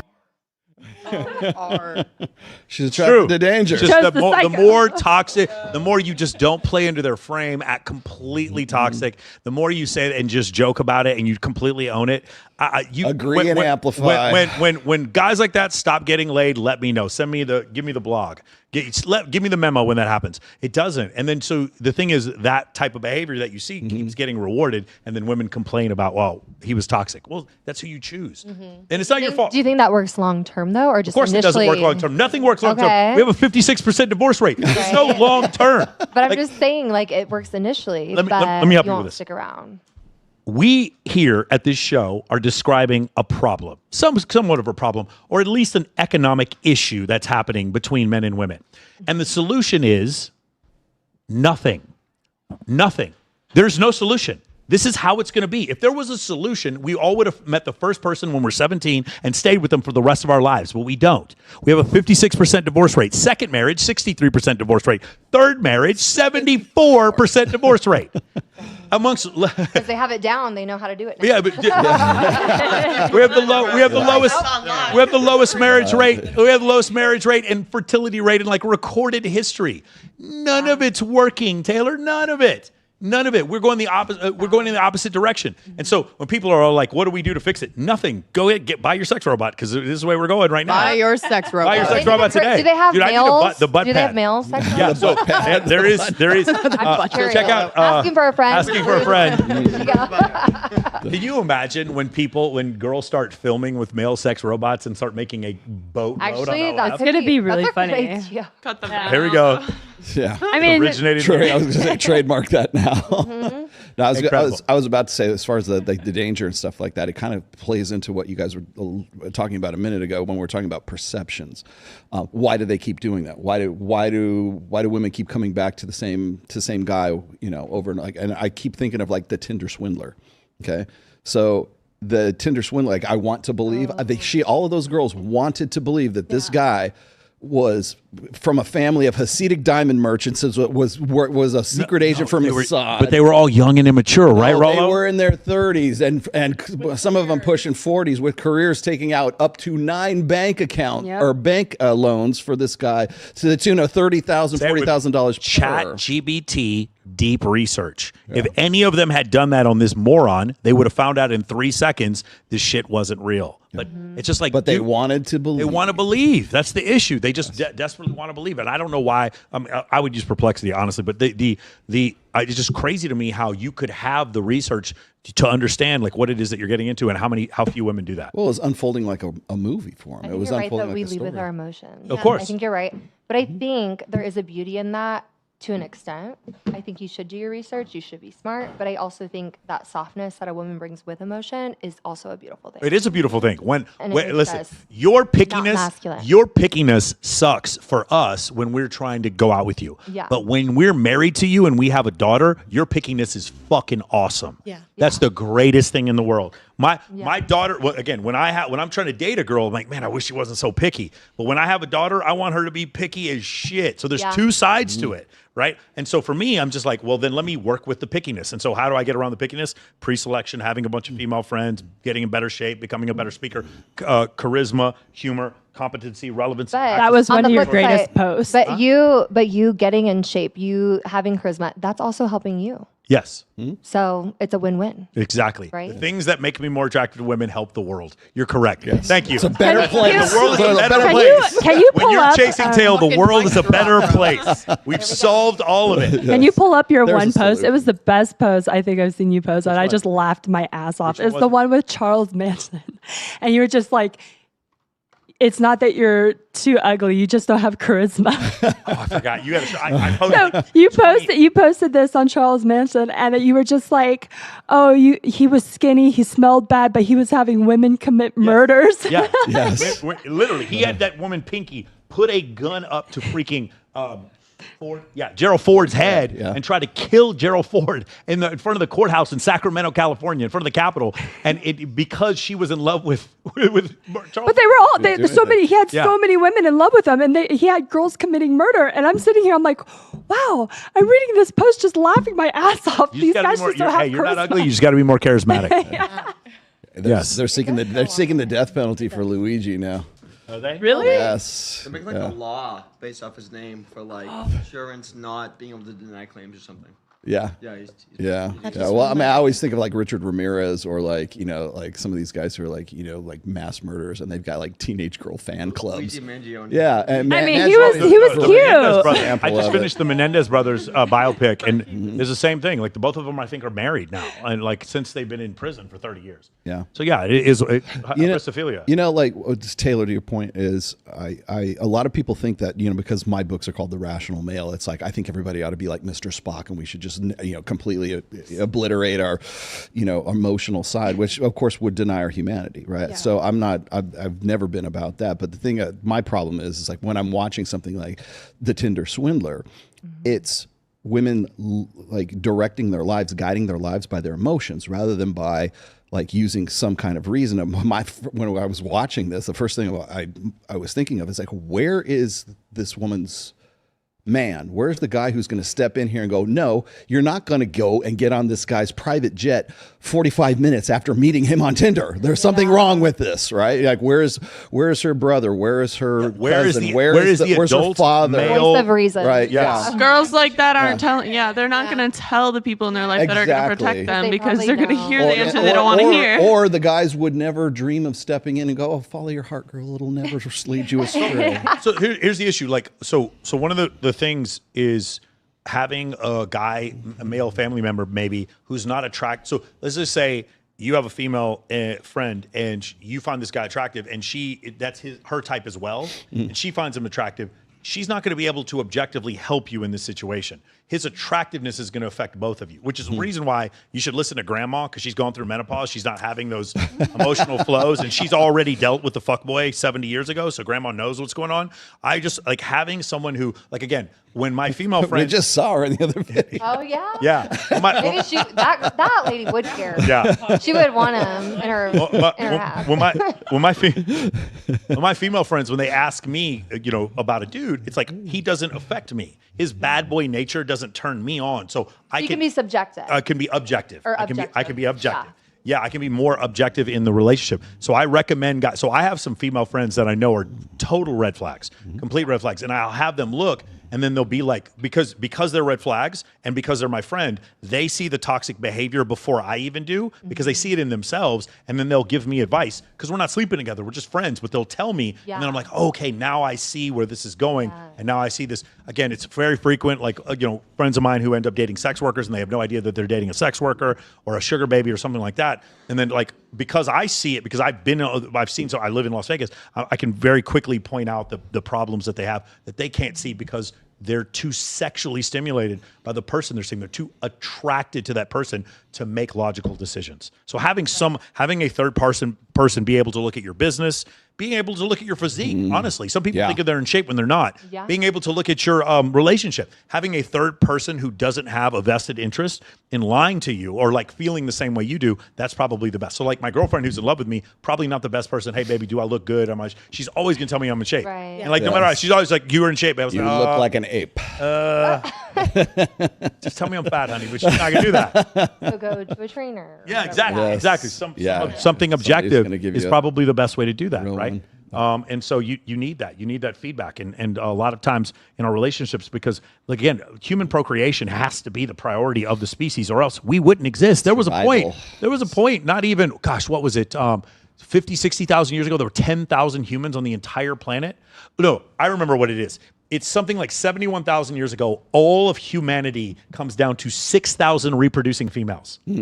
of the entire fucking population Earth, comes down to 6,000 reproducing females. It's just some crazy number like that. It was so narrow. So reproduction had to be our priority. And so that's why reproduction or the things around it affect us more than anything, more than war, more than jealousy, more than being starvation, more than anything. It's our reproductive necessities.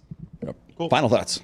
Oh, final thoughts? Yeah. Okay. Can we do the Scott Galloway one? Oh, you want to do Scott? Yeah, we can do Scott. Okay. The reason why I want to do Scott Galloway is because Scott Galloway is a Democrat, because he doesn't agree with us politically and has still come to the same conclusions we have. That's why I think this is so. This video is so powerful to me. Woman can go out with a guy, a high status male. She can have sex with him, which gives her the impression that's her weight class for a relationship. But he's not interested in a relationship. And then she basically decides the bottom 90 are no longer in her weight class. And you can't tell a woman to lower her expectations. But the reality is, and what the data I've seen on dating apps, is that all of the women want the same few guys and they shut out the rest. Yeah. Okay. So there's a few things I'll respond to there. So one, going back to the income graph, I want to just call out that yes, right now in a few urban markets, women are making more than men. So women in DC and New York under 30 are making more than men on average, but in most situations, men are still making more than women, but we're talking about a projection. Going back to the dating research. So yes, it's exactly as you described. What we have right now is there's fewer and fewer men that are hypergamous mates for women. So if there's a much smaller pool of guys, then what you have is you have a bunch of women competing for the same men, and then a bunch of guys get ignored. But what I also see is that those top guys are having a hard time deciding. So I feel like in my coaching practice as a dating coach, I'm working with a lot of women who say, what do I do? I've changed my profile the way you said I should. I took your class, but I still feel like there's just not enough great guys. And then I work with these CEO men who are having such a hard time choosing. And so I think we really have this exacerbated problem where so many women are competing for the same men, and then a bunch of guys are getting ignored. And then what ends up happening is, where do those guys go? And they go online. That's what you see. They go to porn. They go to porn, or they go to Reddit. They're really going to some of these red-pilled communities. And so what you're seeing now is just men really opting out of society. So when you go back to that stat, 1 in 7 young men in the UK is NEET, not an employment, education, or training. They have just opted out. Any thoughts, guys? I swear, like Professor Galloway. So when I heard that, the first thing I thought is, I have a clip where I literally say those exact same words, and I thought to myself, is Scott Galloway watching my show? Because that's exactly how I said it. It's like, because a woman fucks a 10, she thinks that she can date a 9. Yeah, but when he says it, he's not radicalizing incels to go out and murder people. The reason why that was so powerful to me is because Scott Galloway probably disagrees with us on almost everything else and still came to this conclusion that I've been saying before, while these other people keep telling us that there is no crisis in dating. I'm going to listen to Professor Galloway, and I'm going to listen to Richard Reeves. I'm going to listen to those people. I'm going to listen to Dr. Buss. I'm going to listen to William Costello. I'm going to listen to those guys rather than I'm going to listen to people trying to tell me that that's not what's going on. Cool. Anybody else? No, it's like exactly what you said. And, having someone else speak about it just now, I was just like, wow, okay, what happens to all these other guys? They're going online. The emotional standpoint that men are facing now is just horrible. Yeah. But do you think it pushes the other guys, though, to better themselves and kind of look at some of them, if they feel like they have a chance, but if they listen to Wheat Waffles or any of these other black pillars, they're being told they have no chance. Yeah. If you're not physically good looking or reach a certain standpoint, you should just give up or just move to another country. It's self-defeating. It's nihilism. Now you have these top boys. Portray themselves on social media. So even if the problem is, guys don't know how to portray themselves on social media. So even if you level up, you get the money, you get ripped. Most guys don't know how to portray that on social media in a because they're incongruent. Exactly. Yes. In their headspace, they're incongruent with what they're. You can take a guy, and you can make him as jacked as a bodybuilder, and you could make him as attractive, like physically attractive as possible. You can give him hundreds of thousands of dollars. But if that guy you can even teach him like routines in game. Like you can teach him how to say the right words and everything like that. But if that guy in his headspace, it feels like an act to him. He's going to be incongruent, and he's going to screw it up every single time. You've got to change your mind about yourself. That's what they don't talk about. These people people don't talk about. And this is what pisses me the fuck has to off be is what organic. every time we've been talking about, like we use the term she says, oh, hypergamy, right? Like I remember a time when I was using the term hypergamy and everybody told me it was fake. Oh, that's not what it's about. You're using the term wrong. When they use it, it's fucking fine. But when me and Mike use it, we're asshats for saying we're wrong for saying something like that because we're in the red pill community, we're in the red pill space, right? And even if we're just like sort of red pill ancillary or red pill, on the side kind of thing, we get that association with that. They're not saying anything that I haven't been saying for the last 20 fucking years. But these people want to go and like say that this is some new crisis of dating or new crisis of gender or new crisis of marriage and people coming together. And it's simply not true. Well, we've been talking about this for a long time. They've just been ignoring it. Real quick, super chats. I'm so happy Armani's back. Simp Siege. It's been called wifey material several times in the chat tonight. Oh wow, thanks guys. And then Sean Whalen, happy We want birthday, you to Rollo. sing something. And then Brandon is happy birthday, Swolo Rollo. Hey. Thank you for the super chats, guys. Thanks guys, I appreciate We it. did it. Kendra, what do you think of the show? Oh my God. It was so much fun. Thank Yeah? you for having me. You live here, right? Did you like the cake? I do. Yes, cake, delicious, perks. I do. I live here in Vegas. I have no plan on going anywhere for a long time. Well, no, I'm saying because we want you back. Yeah. We want you to come back. Yes. Oh my God. Okay. I'm new to this whole podcast world, so this is fun. Okay. Beautiful. Exciting. Beautiful. Taylor? Oh, so this was actually my first podcast ever. Yes. I've always Oh. wanted a podcast. I'm like, I like to talk, obviously. But yeah, like I think it was great. So I think a lot of the stuff we brought up was very valid and yeah, it was really fun. So thank you for having me. Of course. What'd you think, Charlotte? Another fun podcast. Glad to be back again. Nice. Awesome. Missy? I had a great time. Thank you Yes. for having me. Well, thank you, Missy. Yeah, I drove all the way out from LA to be here. Come to the charity tomorrow. Yeah, come on. Come to our charity tomorrow. Okay. Armani? Cowboy hat. It's always a pleasure and I always have a good time and it's like mentally stimulating. So I'll be here anytime, honestly. So yeah. Amanda? It's been fun, guys. Thanks for having me. Love it. Chloe? This is my first podcast too, and I really appreciate you guys having me, and I look forward to the next one. Awesome. Anytime you want to come on. Luke? MOA, baby. MOA? Yes. I don't know what that Pitch is. it. Pitch I don't know what it. that- No clue. I don't know what MOA No, is. pitch it. What is MOA? MOAmentoring.com. All right, guys. Thank you so much. Please, if you guys are anywhere near Clark County, you got to come to Babes in Toyland tomorrow at Jason Aldean's bar. It's going to be 9 p.m. to 2 a.m. We're raising money for Operation Fashion Tales. It's animal rescue. And so it's going to be a great time. We're all dressing up like cowboys, so it should be a really fun time. I know, Taylor, you're coming. Raise your hand. You guys are all coming? I think all you guys are coming. I don't have a ticket. Come say hi. by the way, I like to talk to people. If you have an issue, I'll just get you in. Don't worry about it. If you girls need to get in, I'll just give you a ticket. Yep. Cool. Thank you. So we're going to be doing that tomorrow. A couple more things. On April 19th is going to be the Bunny Ball in San Diego. We're going to be collecting stuffed animals for orphanages in San Diego. Bunny Ball, you got to come out to that. It's in San Diego, and I forgot exactly, but just go to the Bunny Ball on Instagram. It'll tell you which hotel it's at.